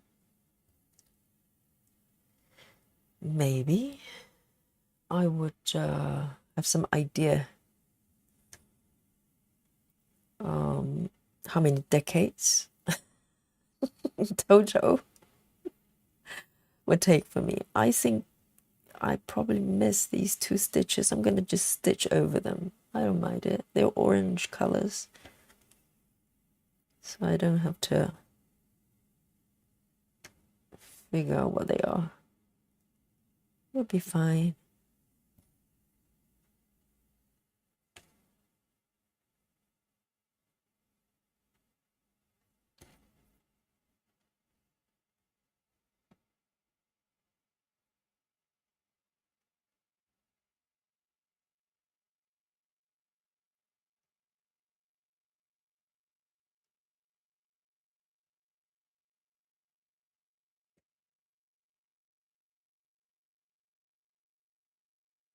So all these remaining ones are the same color.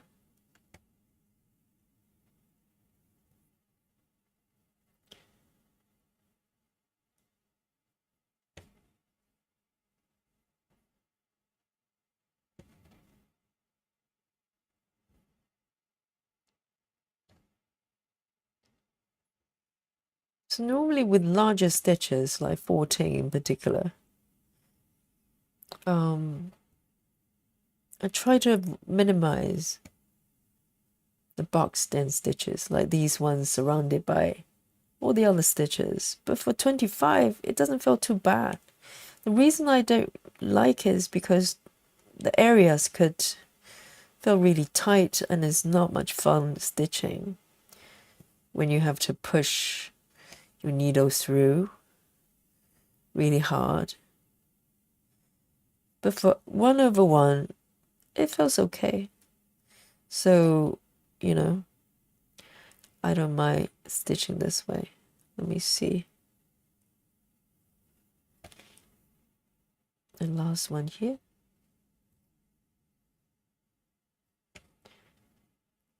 I'm going to anchor it somewhere here.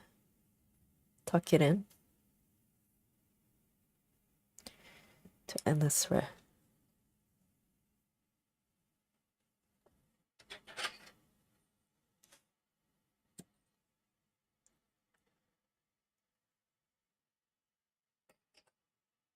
Just check if I have any loose stitches. The other area, good. So done with this color. See, the number is increasing. The next color, I've got 23 stitches at the bottom there. 300, 300.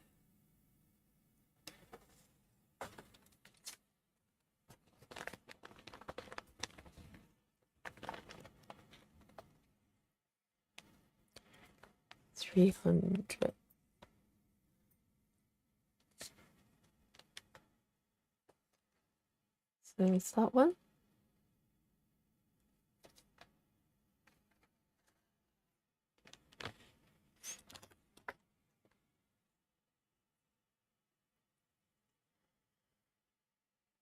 DMC is quite smooth. It rarely snags when you pull a thread out. It probably happens more with CXC, even though I really enjoy stitching with CXC as well.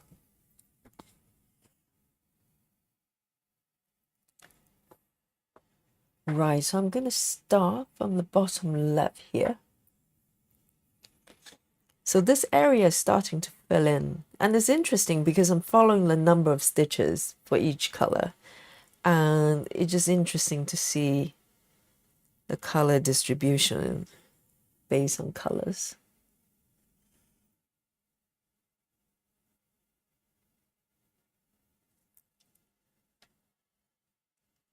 So the larger numbers tend to be more dominant color. That makes sense.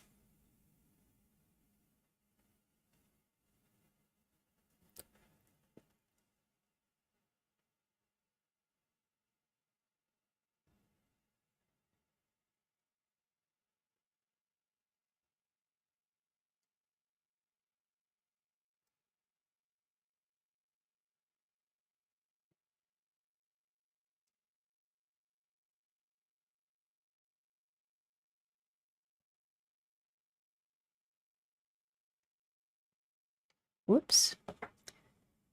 Missed the corner there.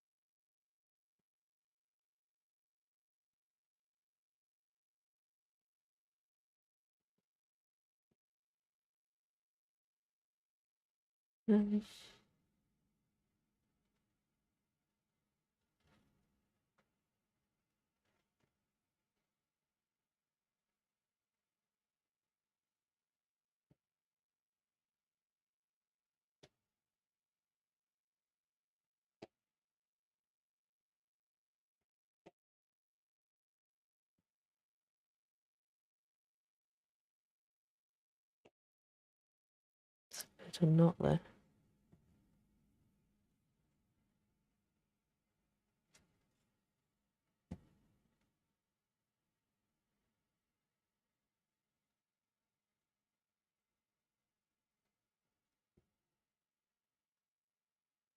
Going to mark the stitches as I go so I don't get lost.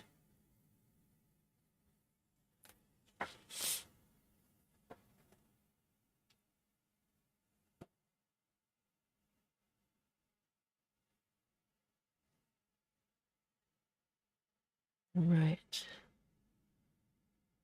And move down here.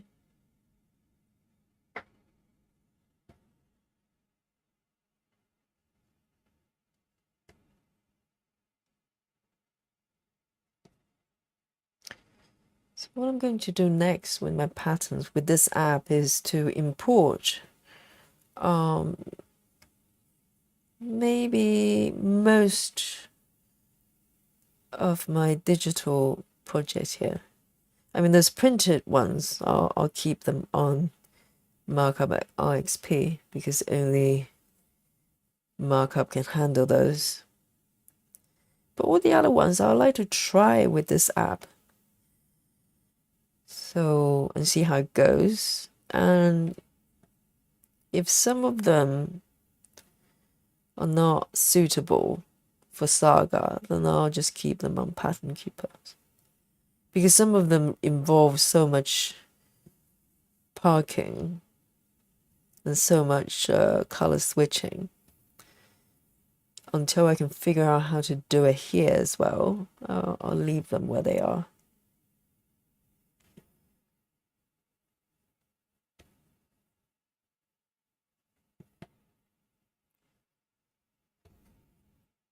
I think my view is that all these three apps have their own strengths and have their own weaknesses.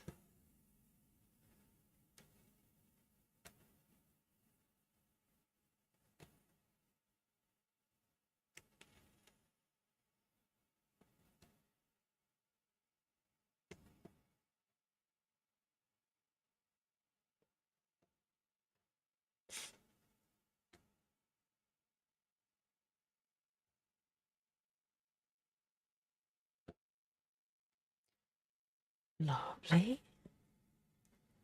Oh, so much fun to stitch this piece.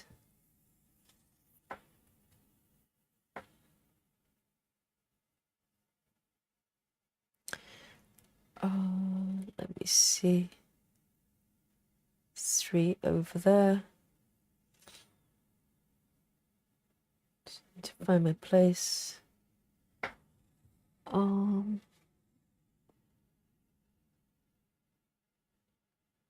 Okay.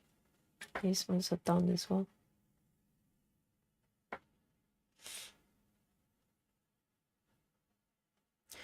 I love Amy Stewart as well. I've got this piece from her. And I've got another one that's Cake Shop.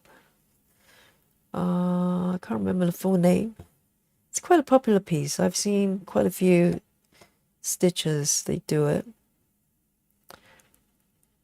And that one is max color as well. Maybe that's the next piece I'll go to in terms of import. I'll import that one. That one I actually made a fair bit of progress. And maybe around 10%, which is tremendous for a max color piece.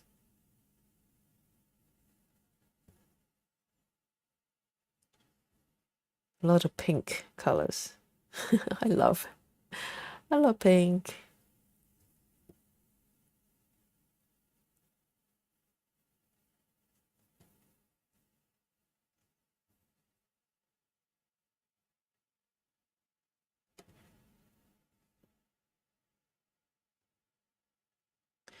Maybe this is the last one for this color. Is there any more? One more.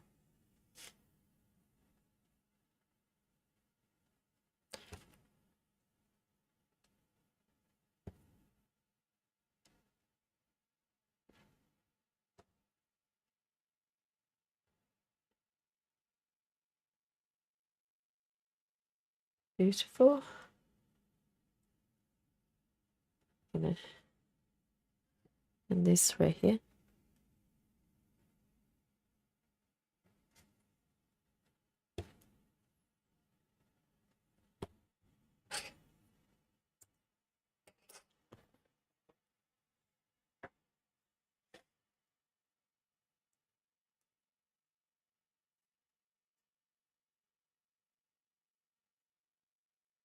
You see?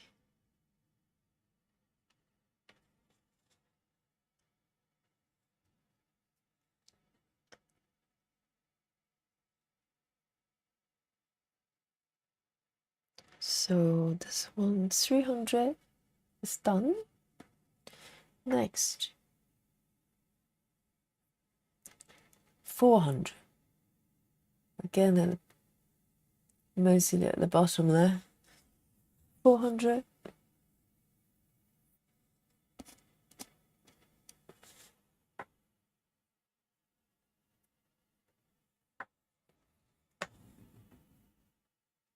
This bottom area is starting to take shape. So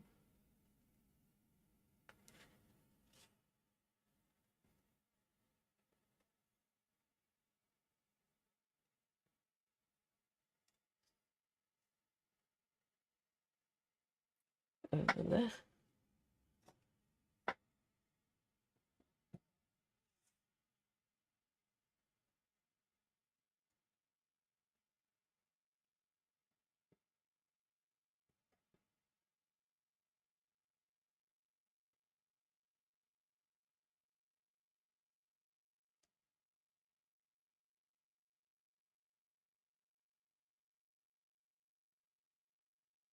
I think most of these charts, obviously they're vast and also take a long time to finish. So I'm wondering, you know, places like heaven and earth, they have so many charts. How do they make sure that each piece, each chart will come out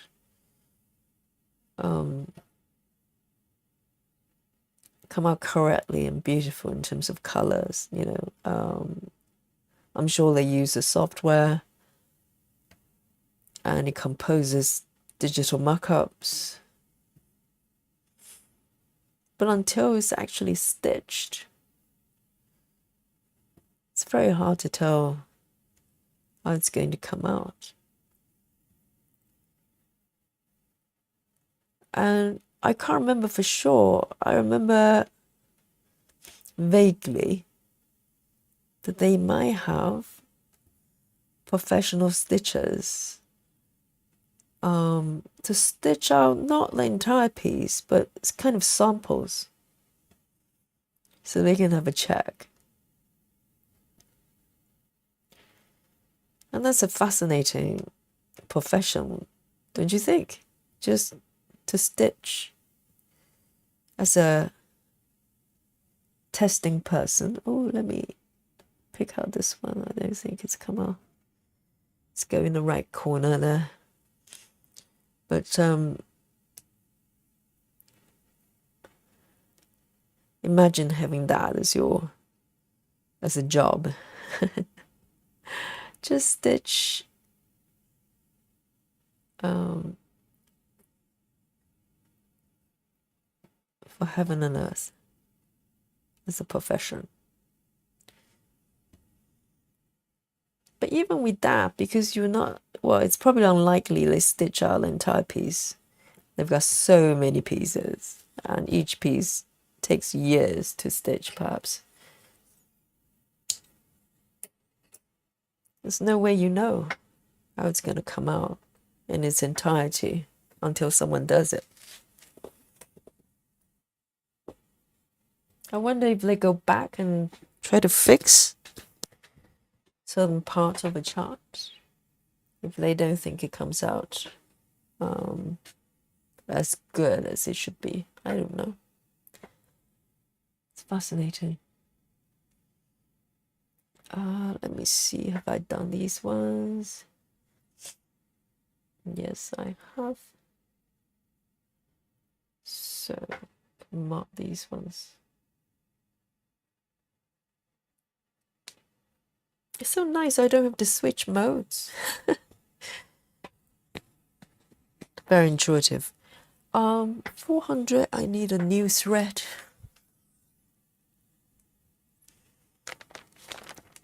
400.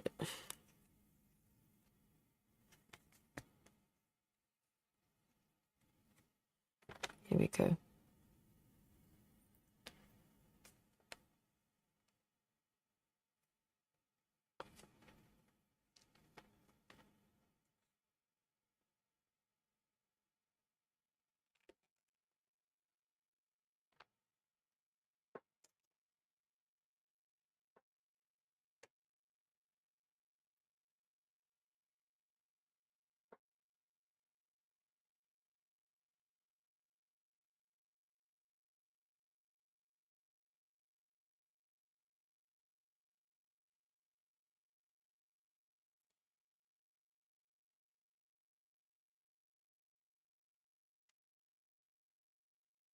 This one doesn't like it. So I don't know if you can see this needle. It's actually gold color, completely gold. And they're from John James. But I prefer the non-gold one. This one, for some reason, the gold is beautiful, but the texture, it's a little bit, it feels a little bit more friction to the surface. I don't know, maybe it's just the gold finish that creates that. So it doesn't, I don't mind it, but it doesn't go down as smoothly as the normal chrome ones. It's quite interesting. And some people swear by these gold ones, so I thought I'd give it a try, but it stitches a little bit differently. I don't know whether you can hear the sound. It actually creates a sort of friction sound, sometimes a little squeak. Can you hear that? But I use the gold ones as well because I need as many needles as I can get. I go through a lot of them. If you see my thread parking system, you wouldn't be surprised.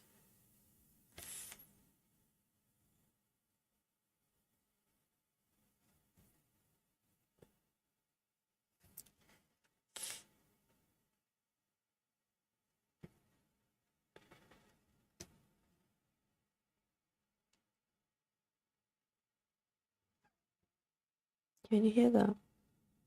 Little squeak.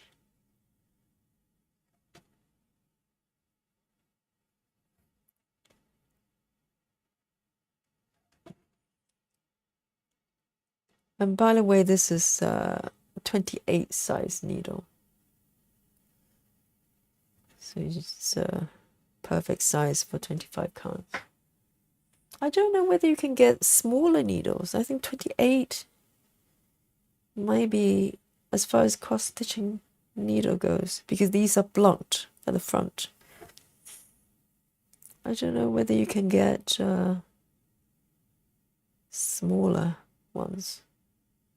You'll probably feel too delicate in the hands. I don't know.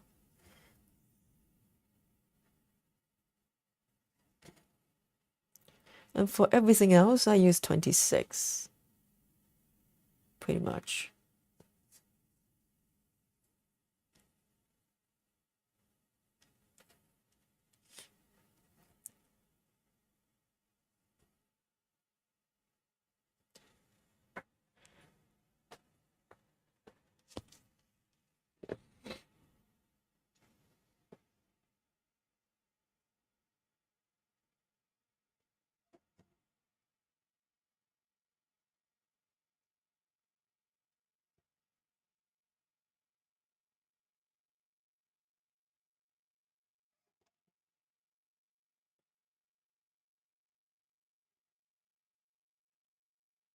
$22. Split. Can you hear that? It struggles a little bit as it goes through. But regular needles wouldn't do that. It would just go through it.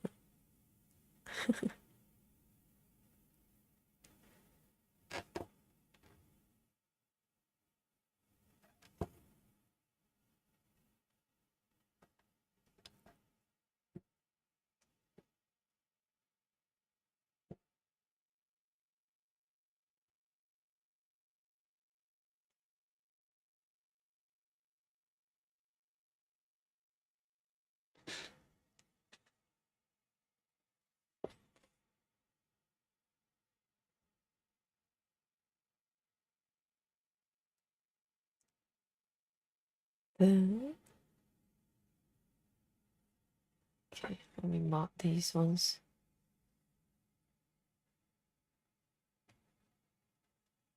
Five more to go with this one.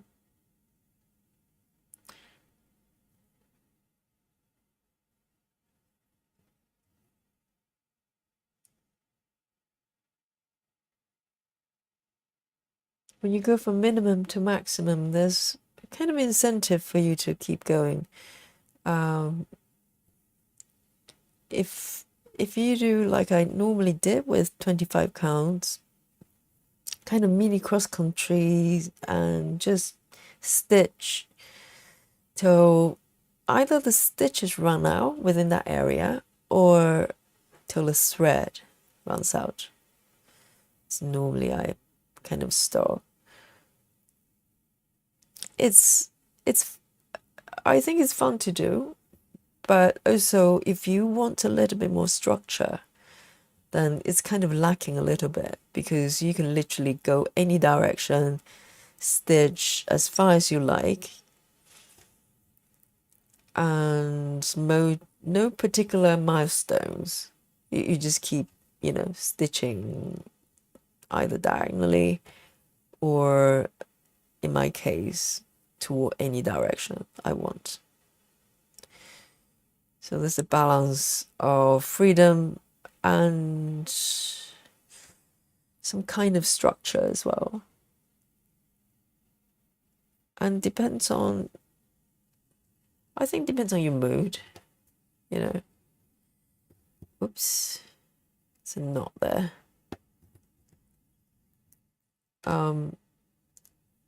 Most of the times I like some sort of rules around the way I stitch. Probably that's why I can't go cross country, because I'd be completely lost. I mean, first of all, I probably stitch. I would probably make mistakes everywhere. Let me commit these stitches, and also it will probably at some point start to feel like an endless thing, endless path, because you're not really going anywhere until you finish the piece. Or maybe if you complete a color, but to be honest, with pieces this large, if you do color completion of entire projects, a single color will probably take you, well, I don't know, for me it will be years. 3A52, unless they're loose stitches, 3A52. So all these colors are now running at the bottom left corner, which is kind of nice because you can see it will start to fill up and taking shape. That's a nice feeling.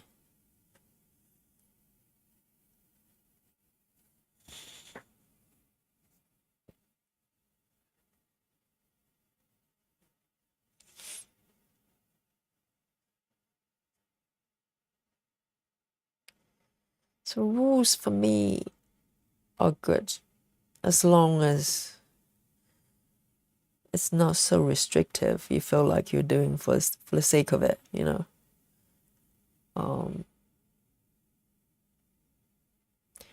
me just check.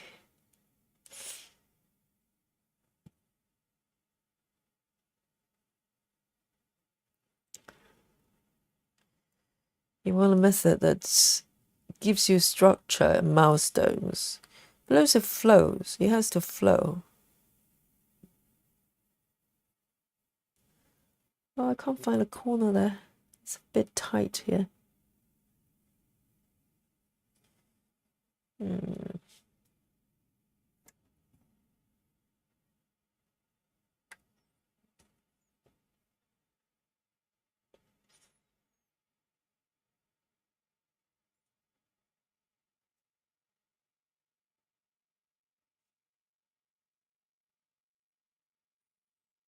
Hello.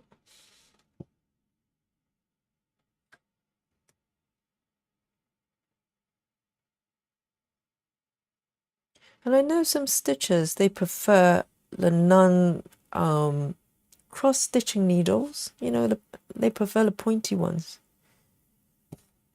I haven't tried those.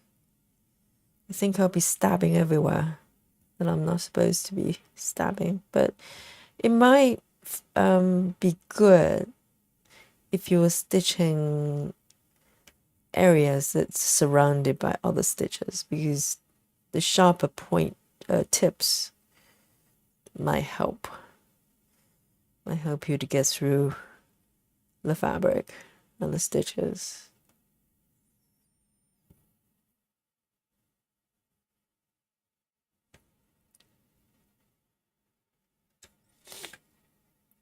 Just like the cross over there.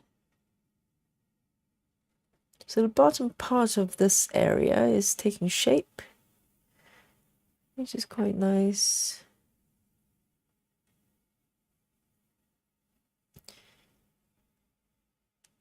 And pretty much all these stitches are the same colors.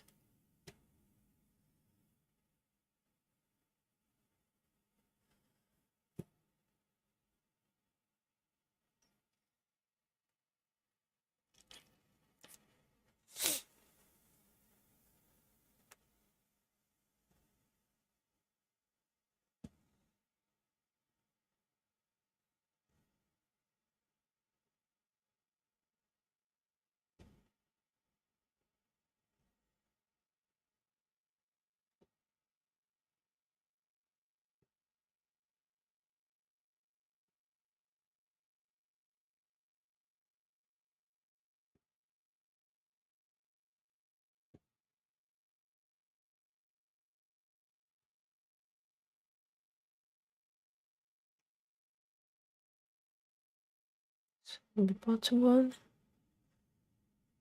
over here.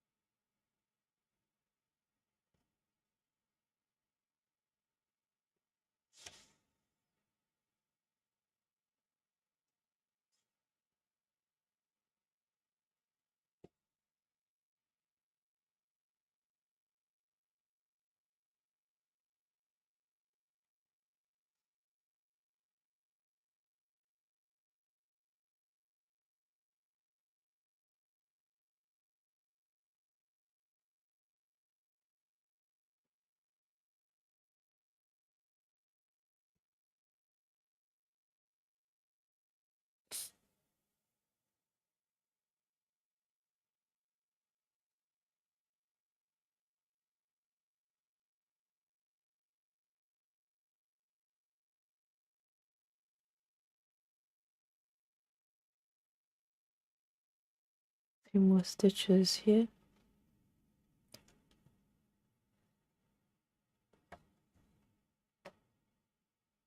It's nice to fill in the area just the same color. You don't have to refer to the pattern all the time. You just move your needles to wherever.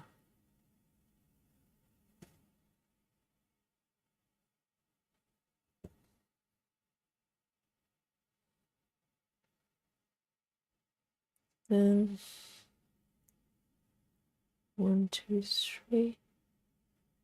Okay.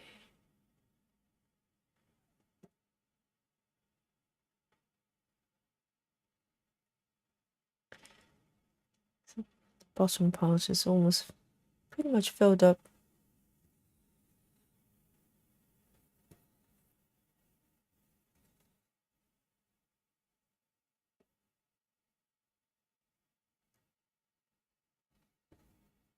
Oops. It's kind of short.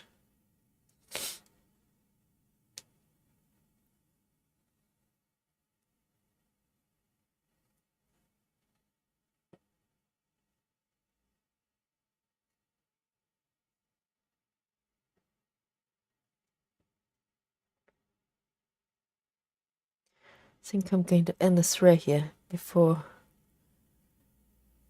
it's getting too short.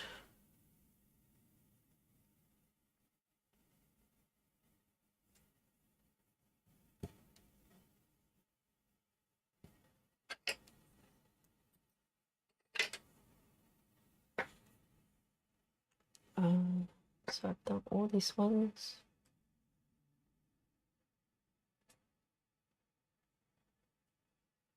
So one more there. So I've got 6 stitches on this one remain, and it's 3A52.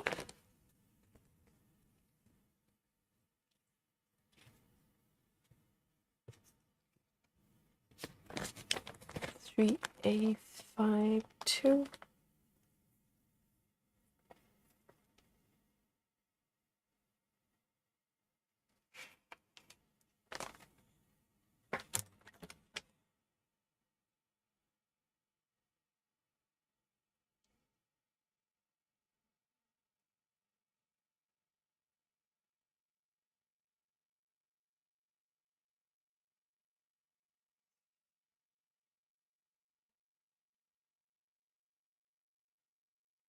So let me double check.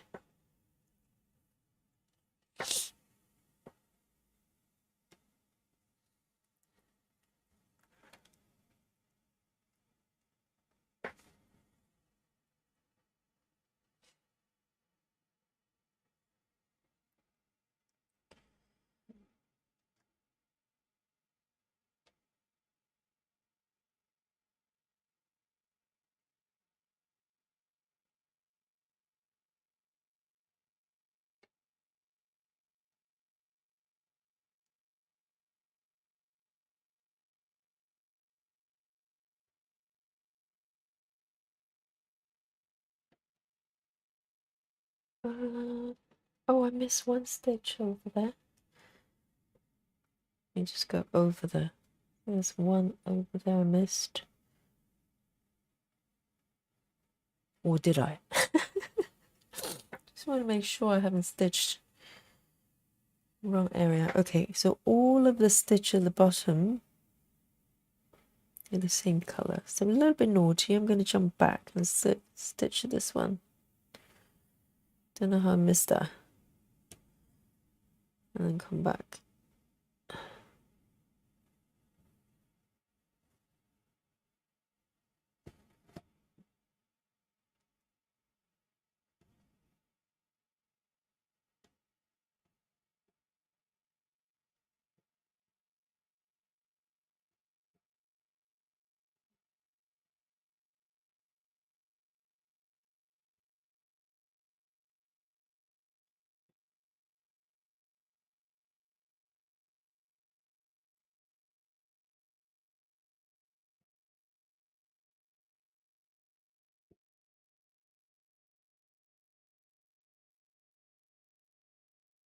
Last 2 to go.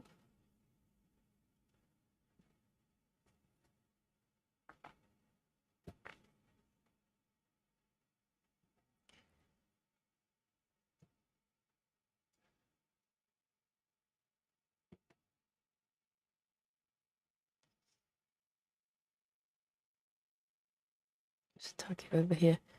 Let's see if I'm able to squeeze in a couple more colors for this session.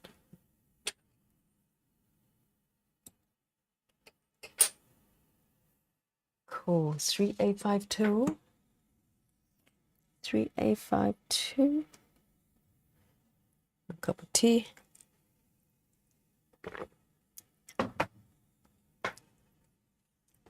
Lovely.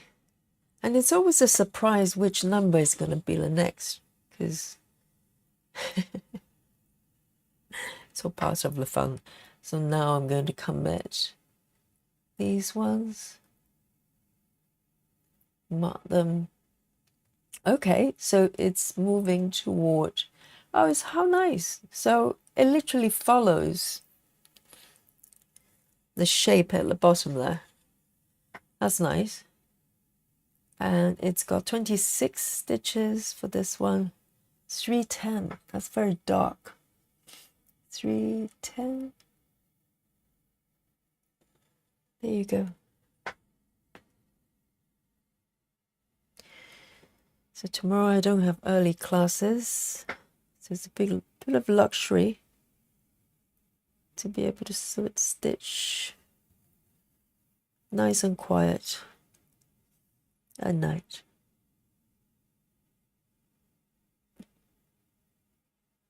I always feel so lucky I'm able to do that.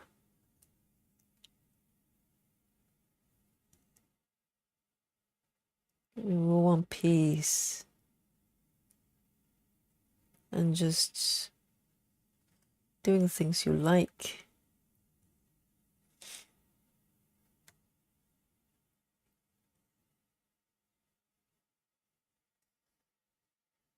Move it over there a little bit.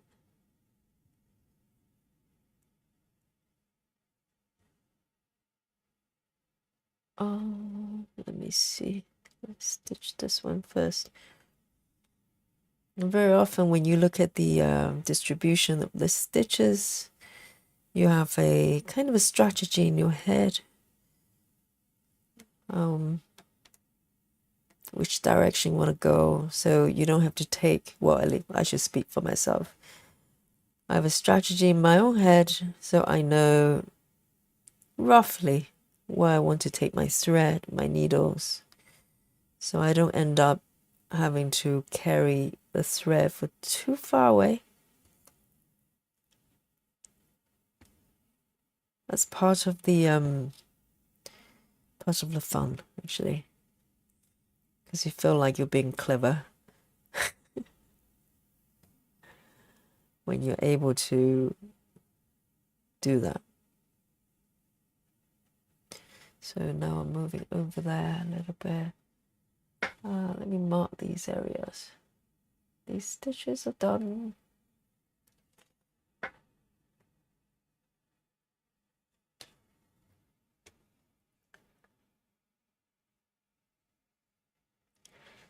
So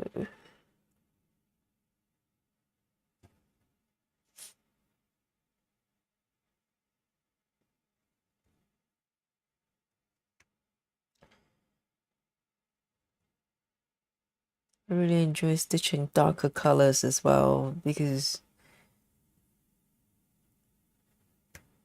it just gives the piece a lot of definition, you know. I mean, the lighter colors are obviously necessary, but there's just so much definition when you stitch darker ones. You just feel like it's turning into something.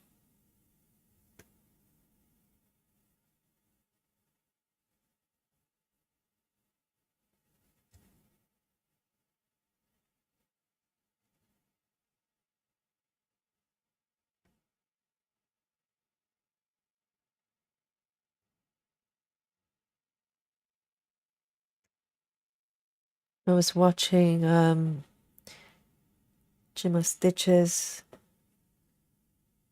with a stitch alone, stitch with me, and the piece she's stitching right now, I think it's almost 80% complete. It just seems she's stitching maybe the bottom 2 rows, and it's quite a large piece. It's a regular piece, heaven and earth regular, but you know, a lot of stitches are involved, and she's so fast and so monogamous when it comes to stitching. She's got a few pieces going on, but she always has one that she focuses on, and she never gets bored of it. That's remarkable. I don't know how she does that.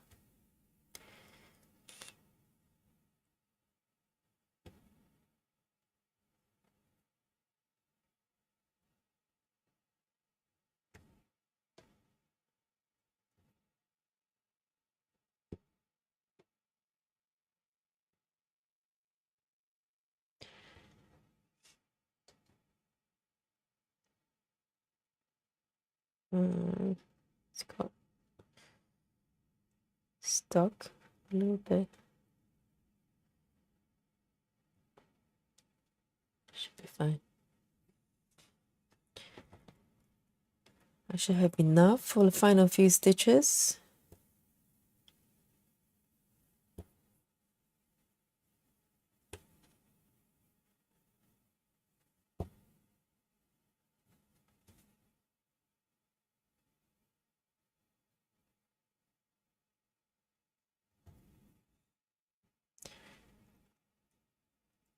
Let's see if we can get away with this. 3 more.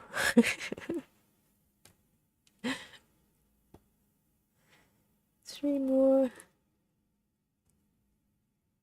Oops. See, making mistakes already.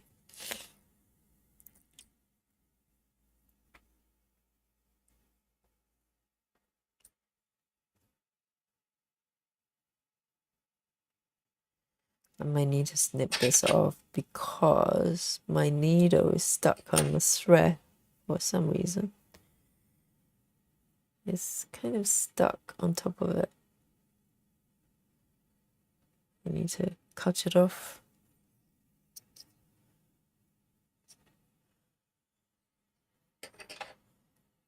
Three 10, 310, 310.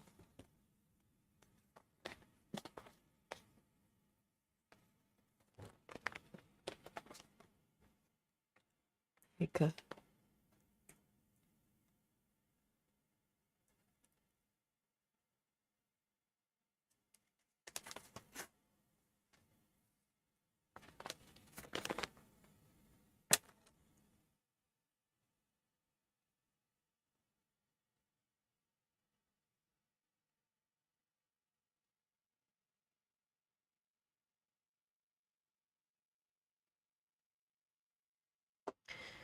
It's got final 3 stitches for this color.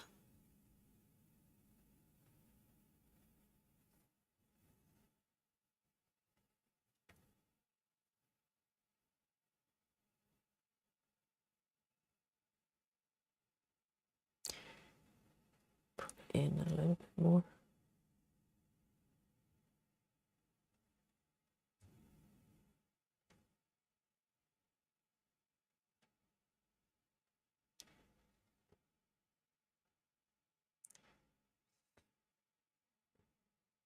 I think when you have a defined area like that, like this in the box, you're a lot more disciplined, because normally it's very tempting to just stitch out of the area, you know, in the box, in the block or whatever. But because it's highlighted like this, you're kind of more inclined to follow the shape, not to go out. At least I try. It's very tempting. Just keep stitching. 310. Going to park it. I might go for one more color. Maybe wrap it up. I can't believe I'm going off already 2 hours. It's so fast. It's scary.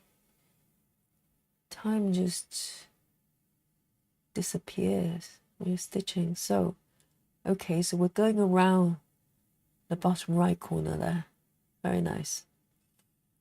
Okay, so 321, 320, 321.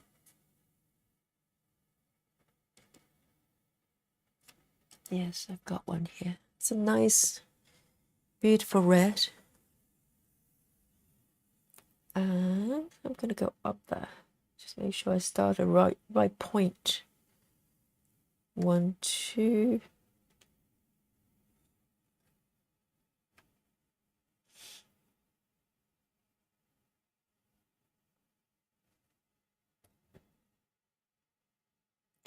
One, 2. Yes.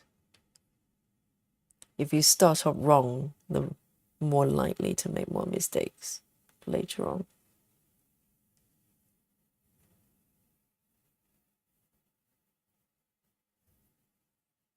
And over there.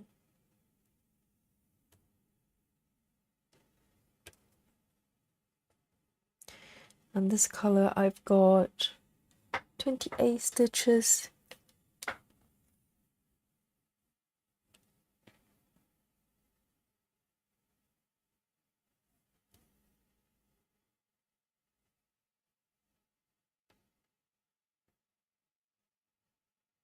And with this method, it's really nice once you get to the final color, as the color with most stitches, you can literally not having to look at the pattern for the remaining stitches, because you know you just need to go around to fill in all the colors, they're all the same color, and it's such a freedom. Maybe that's why it's much faster.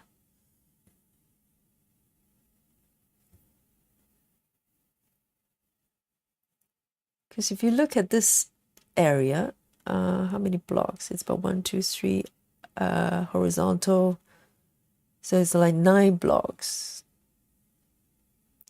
Normally that would take me a fair number of time.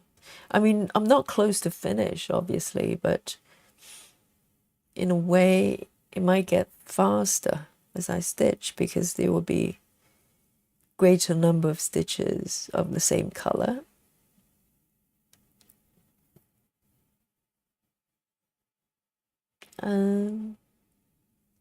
It's just faster that way.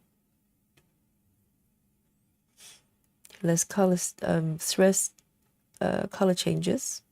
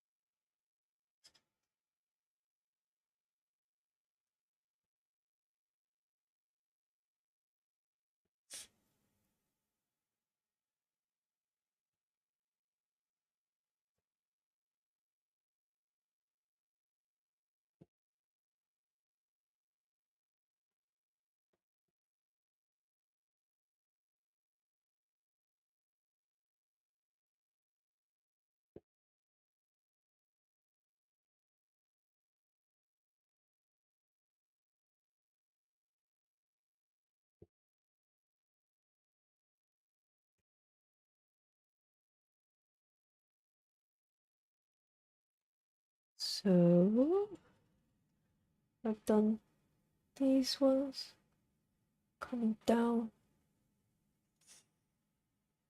and going around the bottom to make sure I don't get lost.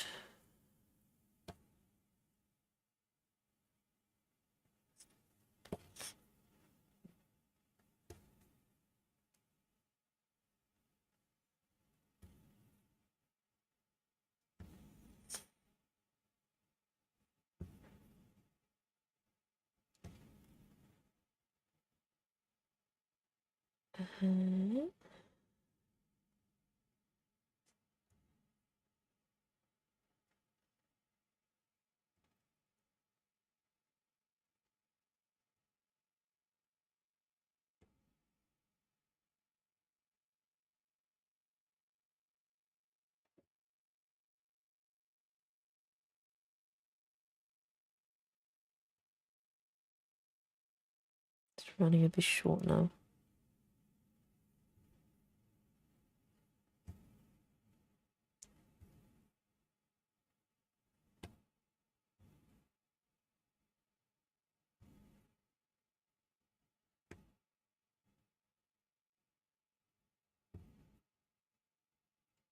Maybe 1, 2 more stitches. I'm gonna end the thread.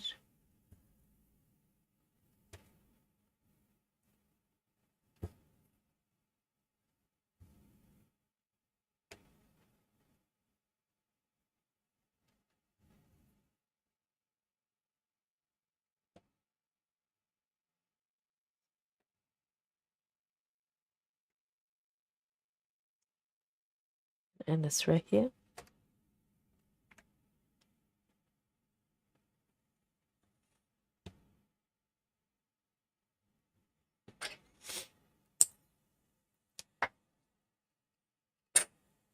Let me see. So I've got 15 more stitches with this color. 3, 2, 1. 3, 2, 1. Here we are.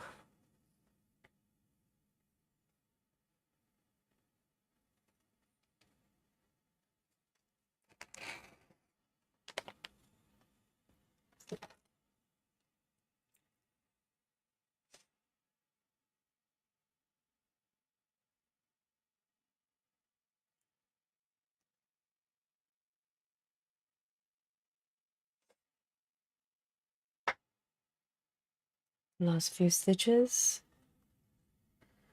I'm going to start from the bottom there.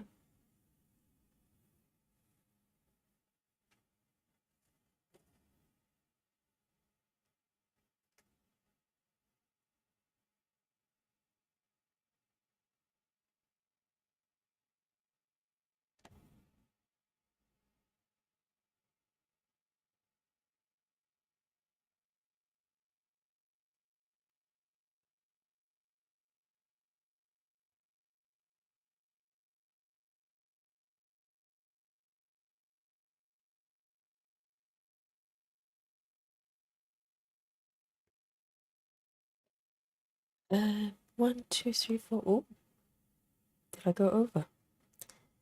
1, 2, 3, 4 here. Just about. Ooh. 1, 2, 3, 4. And I'm going to go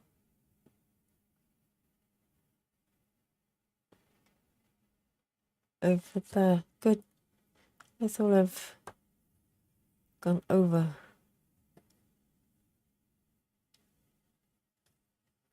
And another stitch here.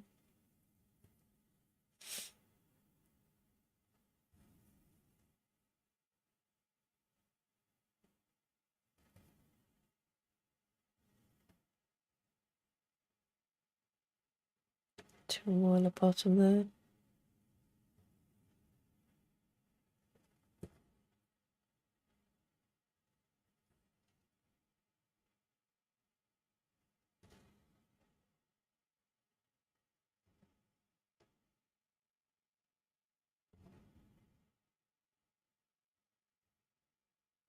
Cool.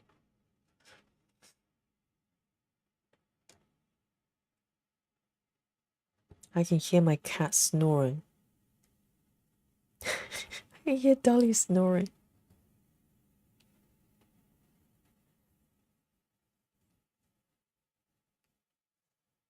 Let me see.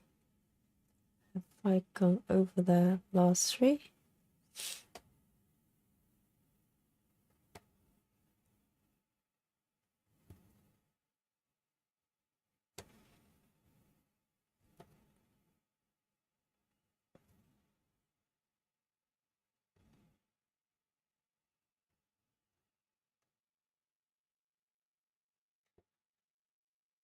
Oh my god. I don't know whether you can hear it. The sound from outside my window. Oh dear. Can you hear it?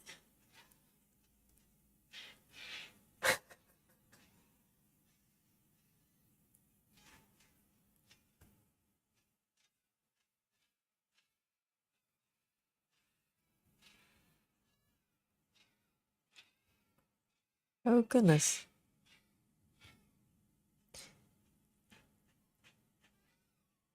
Do you know what that sound is? If you can hear it, I'm not too sure. Oh my goodness.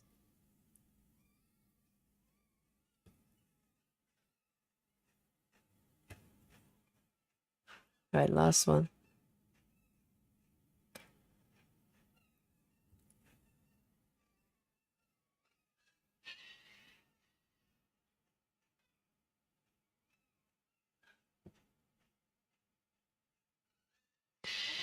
Oh my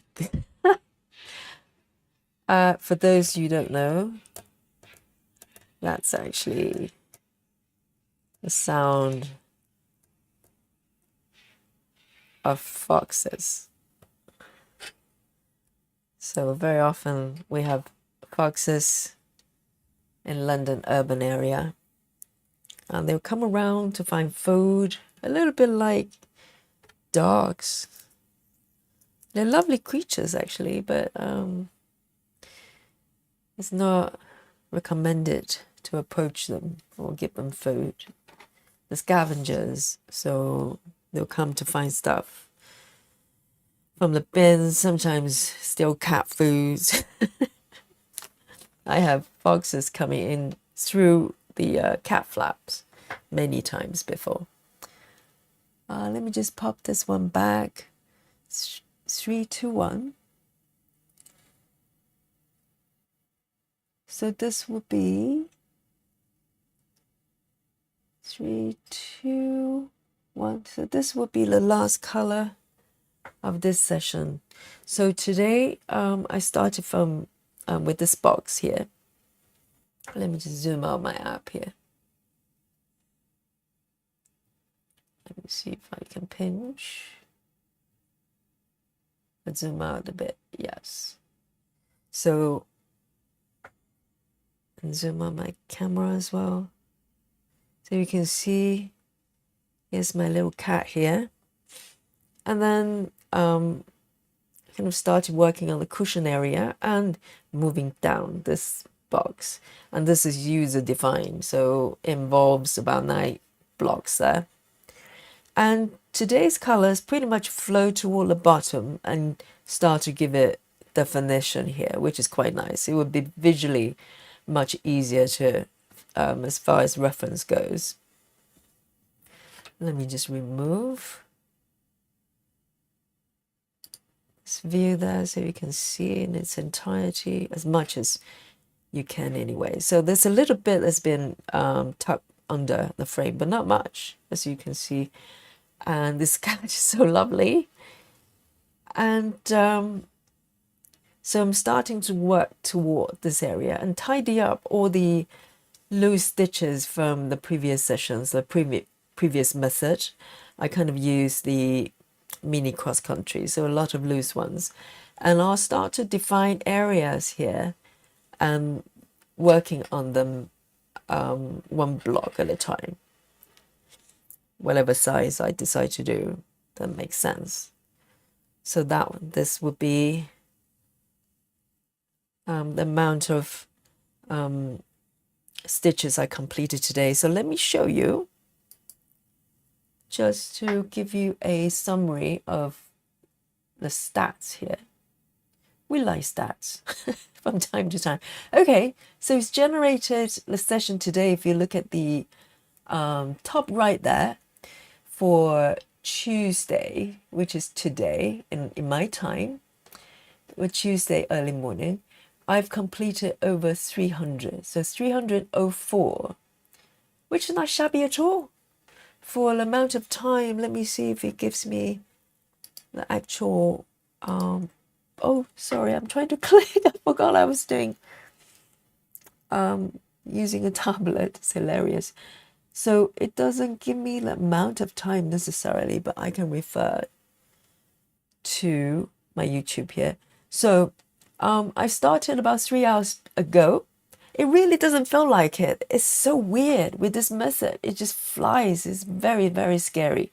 So beware if you do get this app and start stitching this way, time flies. So this is my area today. Let me just untuck that. So I'll continue to work on this piece along with God knows how many pieces of the ongoing project. And I think it's quite healthy to switch around from time to time so you don't get fatigue of a certain piece. So whichever piece you're working on, maybe a switching method or color palette and just a different design. And it's really, it keeps everything fresh. That's how I like to work anyway. So, so I don't know what the next session will be. I may continue with this piece or maybe switch to one of those 10 switches, 10 stitches, 10, yes, half stitches or 10 stitch projects as a palette cleanser. How's that? So thank you for stitching along with me if you're watching live and if you're watching the playback. I hope you enjoy the session as well. And I'd love to hear about the pieces you're working on, and hopefully I can catch you live at some point. And thank you for watching, and good night from London here. Good night with lots and lots of love. Nighty night.